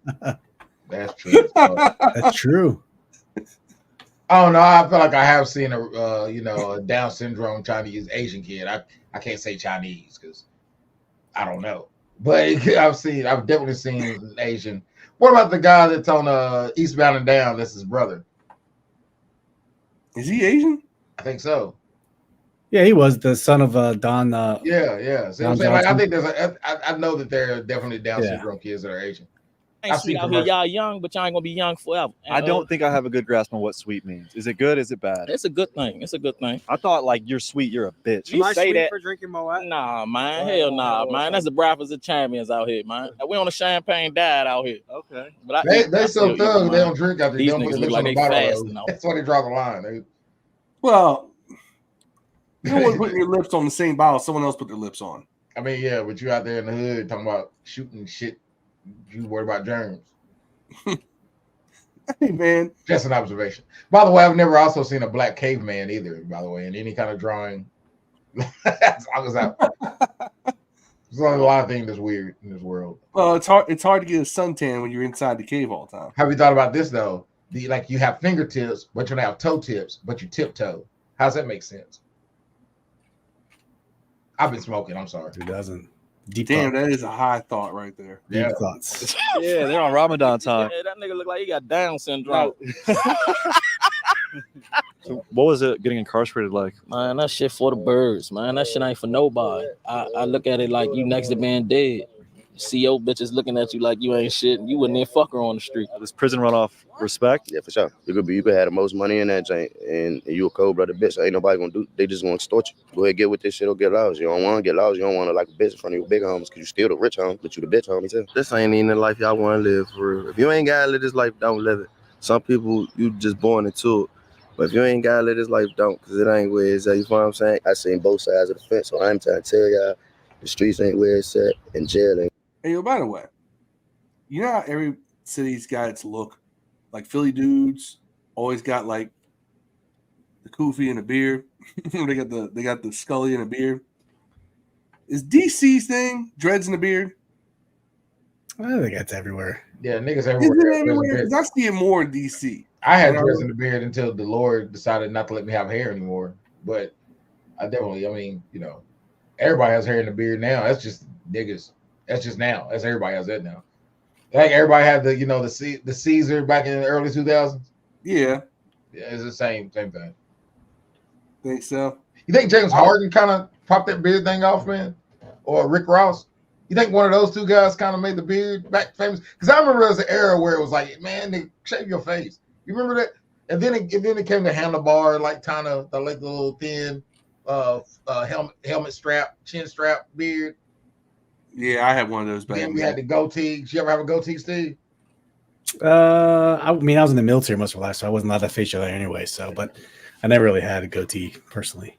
I bet you had I bet Phil had a cool little lineup with a goatee, didn't you? Man, like a black. I had a goatee. I had like a white Gerald I had a Levert. chin strap. I had a chin strap. Now I just go with the full beard. Right, look like a white Gerald Levert with that beard. Shit lined up into your head. He had the best fade, best line edge up into the beard in history, dog. There's no one ever have that line up to the beard as Gerald Levert, man. No. What's his name? Anderson's close from the comedian, the fat nigga. Anthony Anderson? Huh? Anthony Anderson? Yeah, he's close. His is close, man. But I don't Joe know. Burke, Don't look as good now. He's lost some weight. yeah, He's he's not fat funny anymore. too. Don't He's a look funny as good. dude too. He is funny. Luck says he bought his Ricky Irvins jersey at Marlow Heights Sports back in 1991. That's what's up. I don't know what it is, but that's cool. You had a Ricky. Riley says that side you used to live at has changed a lot. He used to be a banker at PNC at Potomac Town Center, but that whole area's changed. Says he takes kids to the Alamo Draft House. Huh. There's parts of DC that used to be awful to go through, and now it's changed a lot. A lot of gentrification in different areas. And where it's at. If you ain't got to do it, you definitely ain't got to do it. I'm telling you, it don't even be worth it. I started investing in coins. I'm a numismatist. What kind of coins? Oh man, I got McKinley's. I got 1903 McKinley's. I got Have you guys heard of any of this shit? I got Y'all get this 17 nigga robbed. 99. So you're a collector. Yeah, Homer shouldn't talk too much about. Yeah, I keep that. There's money in there. Like I ain't got shit. I got I'm black and more white of a TV. collector / numismatist Slash what? hog hunter. What was then you said numismatist? Numismatist. What the hell is that? It's a coin collector. I hunt hogs and shit. No, you don't. When I ain't out here, bro, I hunt hogs and shit. Where do you hunt hogs? You can go to my website. I'm at angryboy.net. That's my website right there, y'all. You're trying to buy land, huh? Yeah, I'm trying to do some different shit. What do you want to do on that land? Oh man. Tell us your dreams. Brothels. Brothels? Oh yeah, man. I'm freaked out. We gotta get this nigga on the podcast. He's hilarious, bro. Fuck that shit. Y'all close It's enough. funny. I like this dude. He I like is that dude. Titties. Should it be legal if I want to have sex with somebody? Should I be legal to pay for it and get it? 100%, Absolutely. 1000%. You You're should do already anything doing else. it when you I'm married. telling You're already you gotta doing pay for everything else, goddammit. Are we about to go to the studio? Yo, ain't that true? You gotta pay for everything else. You're already doing it. Yeah. You take a girl to the movies and have to eat. That's $100 right there, man. And you ain't even So long as it's done at free will by both parties and they're not coerced into doing so, hell yeah. Man, like I said, you paying $100 to go to dinner and movie with a chick right now, and you might not get no ass. I'd rather I'm talking about human trafficking, Dev. That's what I'm I'd saying. rather just give you. I know, but I'd rather just give you $100. Crazy thing. This is a crazy thing. This is a case where weed does the same thing. If you legalize it, there's gonna be more of it. Ryan Elias taking a shot right there. But if you legalize it, right, you flood the market with it. It brings the price down. Man, you can never. I've never seen pussy being. It's decadent. You know what I'm saying? Anybody can afford it. Like you can go on websites like, I forget the nudie websites, but you can go to these websites, man, and you can just buy it for like $50. It's nothing, dog. That's a lot cheaper than going out on a date and maybe not getting no ass. Especially if you gotta try and impress the girl. Yeah, you ain't even gotta impress a girl. You just hand her $50 and walk away. Yeah. You gonna make a song? That one make a song? Yeah, you got to get Tommy G on the track. Tommy G's been rapping for years. Stop playing. I swear. Come on, let's do it. All right, where are we heading to next? To the studio. Bring your bars. Let's go. So we hit the road. Tommy G, Big Flock, and I with one goal in mind: make the absolute best rap song possible in under 60 minutes. Ready? Go! Where we at right now? Man, we at Greenhouse, man. It's live studio in the DMV, man. Come check us out, man. We're about to show you a lot of shit now. What's up, bro? Nice to meet you, man. Well, there you go. There you go. Look, I'm like Vanilla Ice 2023. Are you gonna bless me again? Shout out Fat Munchies, and I guess this is the studio. You at the one-stop shop, they call it, man. You don't gotta go nowhere. Hey, bro. You know who you remind me of now? Napoleon Dynamite. Yeah, freaking idiot. Gosh, a freaking 12 gauge. What do you think? What's your name? My name Chapo. Where are you from? Forest Creek. When I think Forest Creek, I think Gunu. Rest in peace. That's your little cousin? Yeah, he was one of them ones. All right, back up here for a second. Dev, how long does it take you to make a track? If I go unprepared, I can do it in like 30 minutes. If I'm just going in there to like feel some shit, it might take a while. If I'm going in there to meet some guys at the studio and we got collab on some stuff, we ain't got no ideas yet, I might be in there 3-4 hours, man, because we're gonna smoke, we're gonna cut up a little bit, we gotta choose a beat, we gotta get the vibe going. Like unless you're prepared, it'll take a while. But if you know what you're gonna do when you go in there, you can get that motherfucker out in like 30 And minutes. if you got someone whose sole job is to do one thing and another person the other thing, and all you do is just gotta Yeah. show up with some words, it's probably a lot easier. Yeah. Me, I have to do all of it. That's what's up. All right. By the way, Deluxe says National Harbor fought and failed to get its own zip code. They didn't want the crime rates of Oxon Hill and Forest Heights. No, I remember. Not surprising. I don't blame them because that would have. I mean, they can boast if people look it up that well, things are nicer here. Shout out Gunu, man. I'm about to humiliate myself here in the studio right now. Hey man, Big Flock 187. I got my motherfucking man Diggs in here, head producer, head engineer, head mixer master, head motherfucking nigga I work in this goddamn studio with. Tell them something, Diggs. Yeah, for sure. You ready? That's right. That's it. Get straight That to the point. motherfucker don't belong in that motherfucker. What? That motherfucker like he didn't belong in that motherfucker. He was in there doing the fucking TikTok help me signs and shit. You gotta have an engineer, right? You gotta have an engineer. I'm always an engineer too. I know how this works. What did that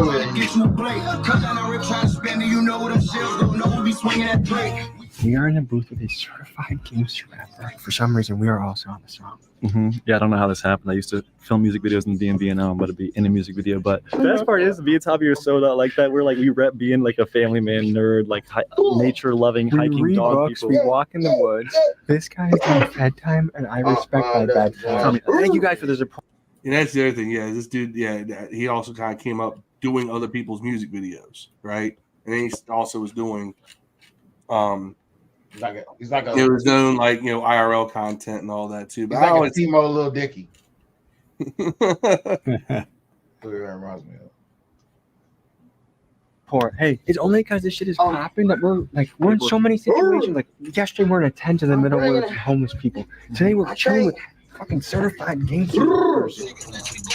When you call, we in the spot, we not in the bando. We changing our ass when we changing the channel. Hit a lick, take the kids all out of Lando. Come on, it's one of y'all go. I got 4 bars. I'm a big dog, can't put me on a leash. I am a beast, I am a freak. No. The first one you said. Yeah. Horny ass nigga. Okay, go again. What's going through your mind right now, Big Fly? It's just funny as hell. It's like that whole swag is different right now. Y'all is tripping. Hey, Big Flock, watch how you talk, get popped like rocks. Even the cops can't stop on the block. Kid is a bitch, he don't want to box. God damn, it was you dissing me? No, we gotta say it again, because what the fuck? It does. Watch how I talk. Not you. Oh, I. It does kind of sound like you're saying Big Flock. Watch how you talk, but you mean the next line about the next guy. I'm like repping Big Flock. Nah, that's cool. I just ad-lib it. Once you ad-lib it, it's gonna be cool. Yeah. Probably a good idea to avoid doing a Big Flock diss. I'm not dissing him. I'm all right. That's another one too. You ever had someone feel like they were coming at you on track, Dev? Not really. I can't get along with a lot of people, so I don't. There was one guy, he's dead now, so I don't want to talk too much crap about him. I had nothing to do with that, by the way. But there's one. I'll let y'all hear it one day. I won't put it out. But yeah, it don't really.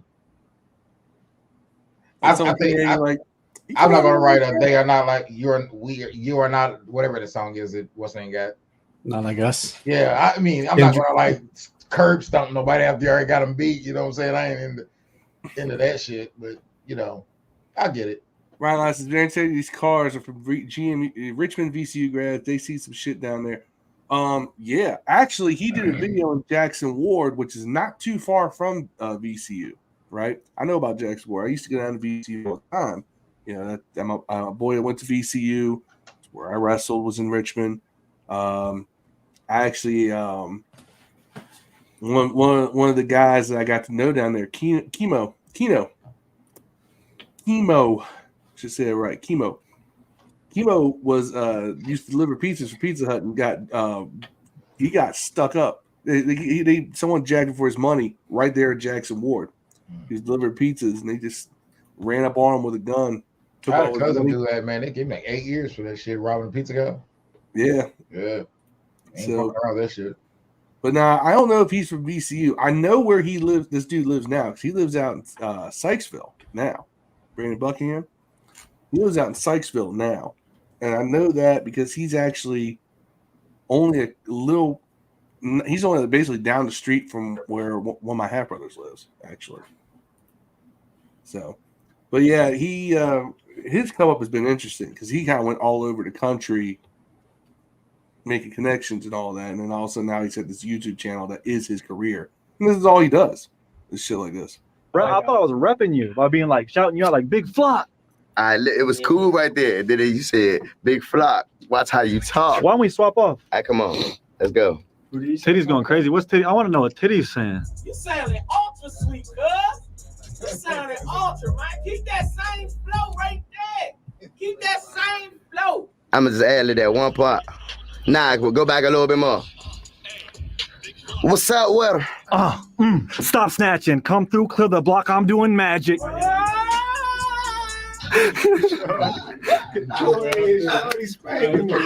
David Blaine on the ops, it gets tragic.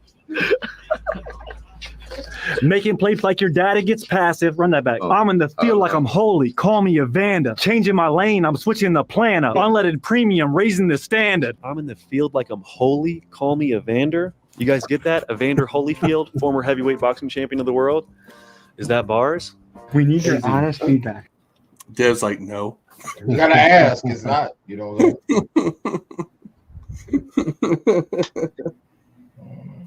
Oh shit! Ryan Lyons says I had a homeless guy ask me for a ride off of Broadway 7-Eleven. I shit and giggles. I said, "Where?" Man said, "Florida."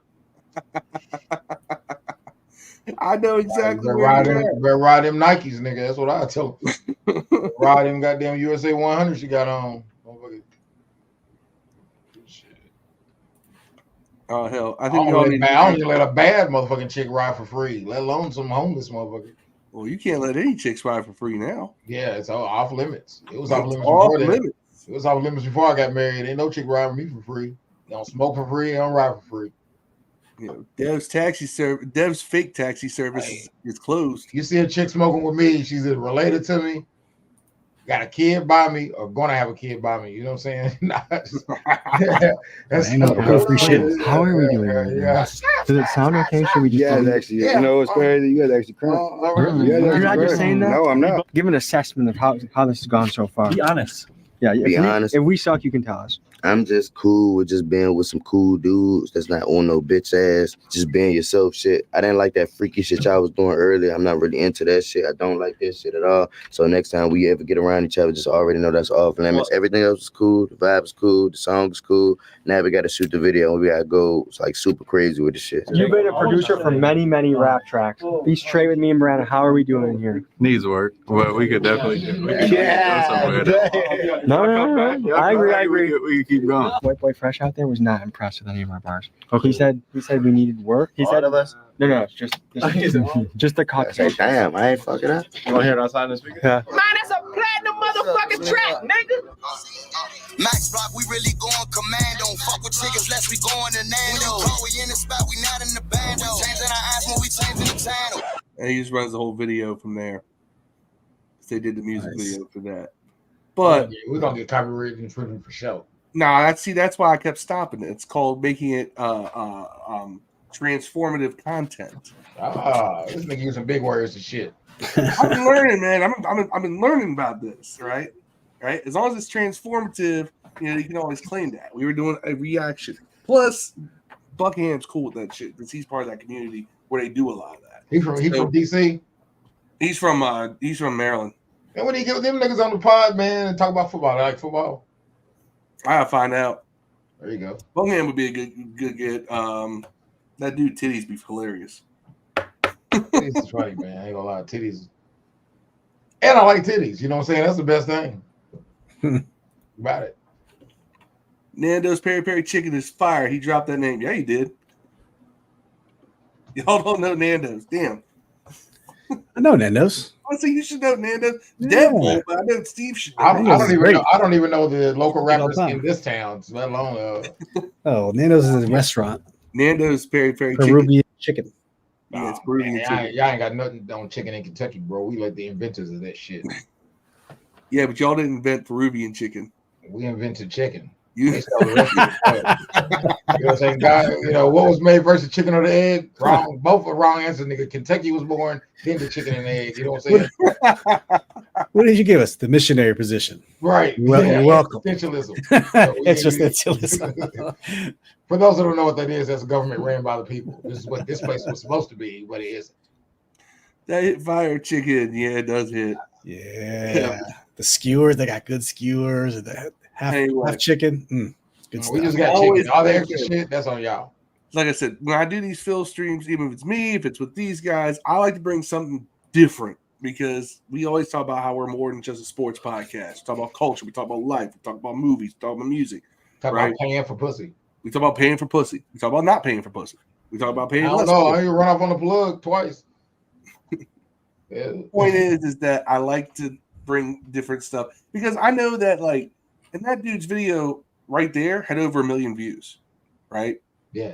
Which is good exposure for people out in DC and all these different hoods. Like, his videos get 500,000, 750K, million plus, right? But that's not that much in the scope of the whole world. So, and I know that most people in our chat probably haven't seen stuff like that. But I always like to share the content that I watch with other people because I figure if nothing else, I can make life a little more interesting and give you all just a little something different to check out as well. You check it out with me. Go check out Brandon's channel. It's great stuff. And Deluxe says he enjoyed it. Says he did not expect Suitland and PG to be a topic. Well, now a lot of people want to talk about Suitland and PG for obvious reasons. But yeah, he puts places like that on.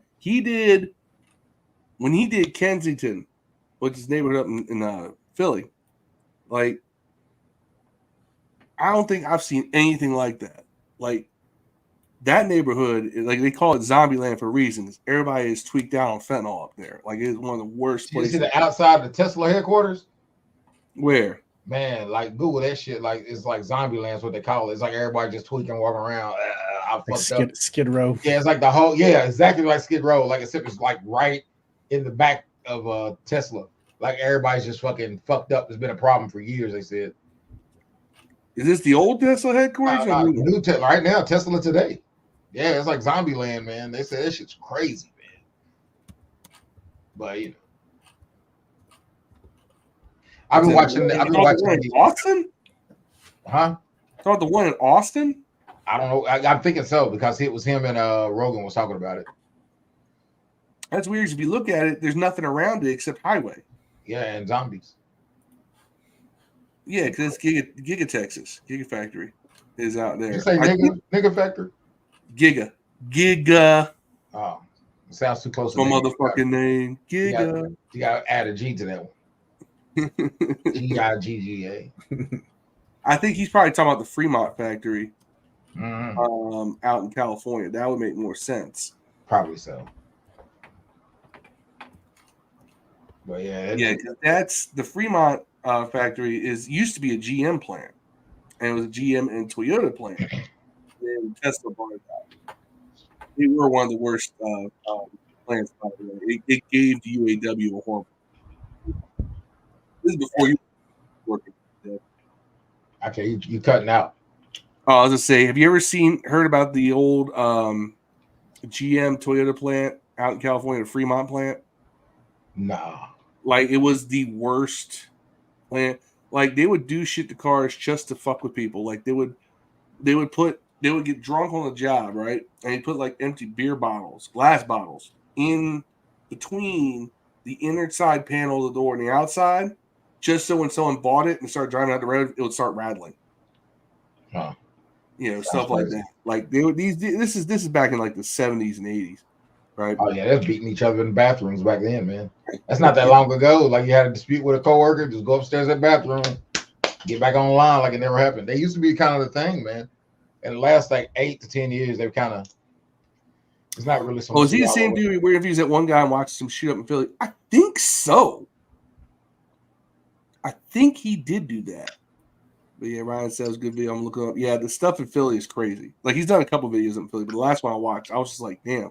Like, he was out there 3, 4 in the morning, and everybody's outside like it's 9 o'clock at night.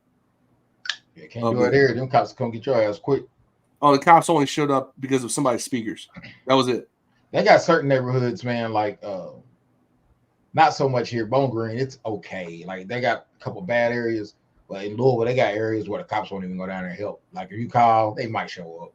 Like it's like it's crazy, man. There's places like that in America, especially in Chicago's like that. There's places that you call the cops, they're not going. Dog. Ain't no pizza delivery guys going there. Ain't no Grubhub going there or nothing. Dog. Like, ain't nothing going in that neighborhood, bro. Places like that in America, that's crazy. But we're more worried about what's going on in another fucking country. Not to get political. Yeah, because like I said, the one in Kensington, that's a 41-minute video. I'm not gonna play that now. We've been on here for a long time. Hey, I watched The Acolyte. Did you watch that shit? No, I have not watched it. It's getting okay, man. I mean, it's like not good, and then it's decently good now. Like they got a Sith guy. He is fucking the shit. He like chops heads off. He pulled his lightsaber to do to his chest, and then force pulled the other one on like a shish kebab, man, and then chopped their heads off. It was crazy. That dude, he's butt naked in a couple scenes. It's crazy. Like Star Wars is wild, bro. They got butt naked Sith warriors and shit. They got one of the girls got a chain, fucking lightsaber. It's a chain. Oh, nice. Dope. Yep. Maybe a whip, maybe. So yeah, apparently Randall Cobb, who lives in Nashville, wide receiver, said that they had a house fire due to a Tesla charger malfunctioning. Oh. I'm still thinking about getting one next year, man. My Hummer's in the shop again, bro.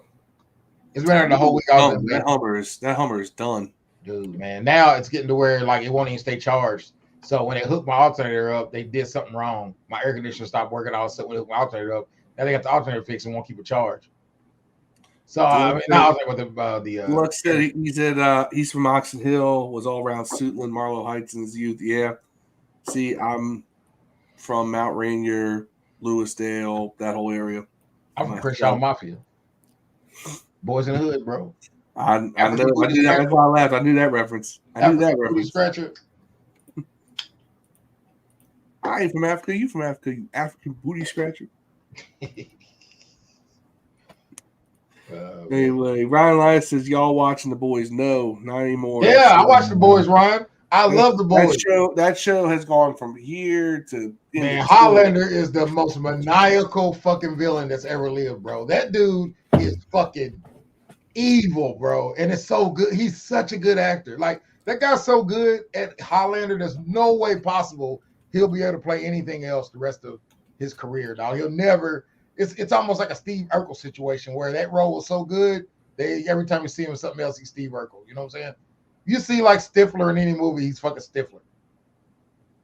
That's how this guy plays Highlander, dog. Y'all think I'm joking? I understand the people. The reason people don't like The Boys now, they get a lot of flack is because they're kind of parodying the woke culture and the complete far right culture against each other. That's kind of what they're doing. It's not good. It's like it's so like we get it. Yeah, but it's not clever. It's got to be like the comic though. It's so it can only do so much. It's restricted because it's the comic. But it's hilarious. But Highlander is fucking crazy, bro. When has sticking to the comic ever been like a thing? What's that? When has sticking to the comic ever actually been? But you can kind of deviate from the script a little bit. Starting point. At the end of the day, you got to at least keep the story the same. You know what I'm saying? So I think that's where they're kind of getting upset about. But I mean, the whole show, The Boys, is a parody on superhero movies, man. Yeah. You know, they got, but this one they got a Spider-Man who has like a butthole that squirts the web stuff out. It's the last episode of The Boys was crazy. But man, like I said, Highlander is fucking crazy, man. I have not watched today's episode. If it's out, don't tell me.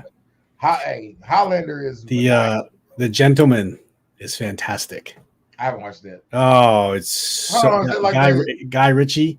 It's 9 episodes. It's about a dude who inherits he's English. It's English UK. He inherits his father's estate. He's a duke, so the Duke of Homestead. But on the property, there's a secret weed he's growing. So he has this like 1,000 acres, but he's growing weed like marijuana on his farm. It's a whole entire like underground scene that he inherited. He didn't know about it. All of a sudden, they come to visit him after he inherits all this land from his father. It's like, hey, yeah, we run the business out here. They essentially run the whole property with the weed business. You got to watch it. It's the dude. If you've seen what's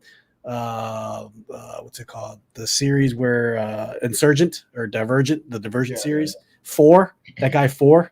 Yeah. He's the main character in The Gentleman. It's Guy Ritchie to the he T. died in real life. No, he's live, dude. It's so good. Maze Runner. It's so good about underground weed farm in the UK, man. It's fucking awesome. The Gentleman. It's so good. On Netflix. It's on Netflix. Easy watch, man. Easy watch. Super funny. Action. It's fantastic. I got to catch up on Love and Hip Hop New York. Love and Hip Hop Atlanta first, man. Reality television. Ratchet TV. That's why Ratchet TV guilt. You gonna watch The Bachelorette too? I don't watch that shit, but I watch the Love and Hip Hop every now and then. See some, rich black chicks with fake asses. Yeah, make money. I can't pass that up. I don't get to see many rich black women in my house. Right. So just before we go though, apparently Dev is the only person in the world who hasn't heard $1 Million Baby. I've seen the movie $1 Million Baby. $1 Million Baby. That's like the biggest thing out right now. It's all over social media. It's all over the shorts. I'll play it for you now. Heard this? Nah. You can't watch a YouTube short or a TikTok video without seeing this. I don't have literally everywhere. I don't have TikTok, by the way. But the actual music video dropped 3 days ago, and it's got 1.2 million views. Right? I'm sure if you look at the actual, if you go to his channel, right? Probably the music itself, like they just do like just the actual lyric videos and all that. Yeah, lyric video, 30 million. Official visualizer, 41 million. Right? Yeah. So dude's getting a lot of views and a lot of money off of just that. And if you look at I'll pull up the Spotify because I have it on Spotify. And yeah. And that dude's originally from the DMV. He moved out to LA. But pull it up here.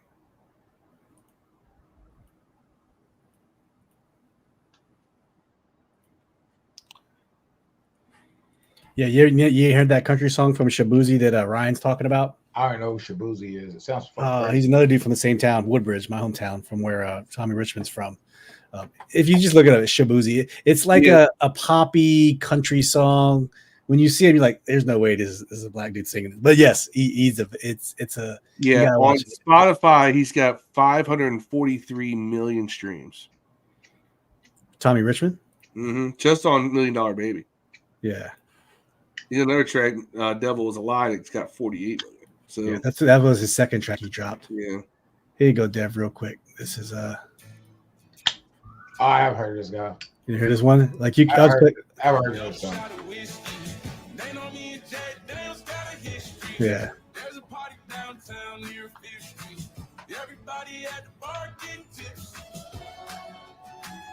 Yeah.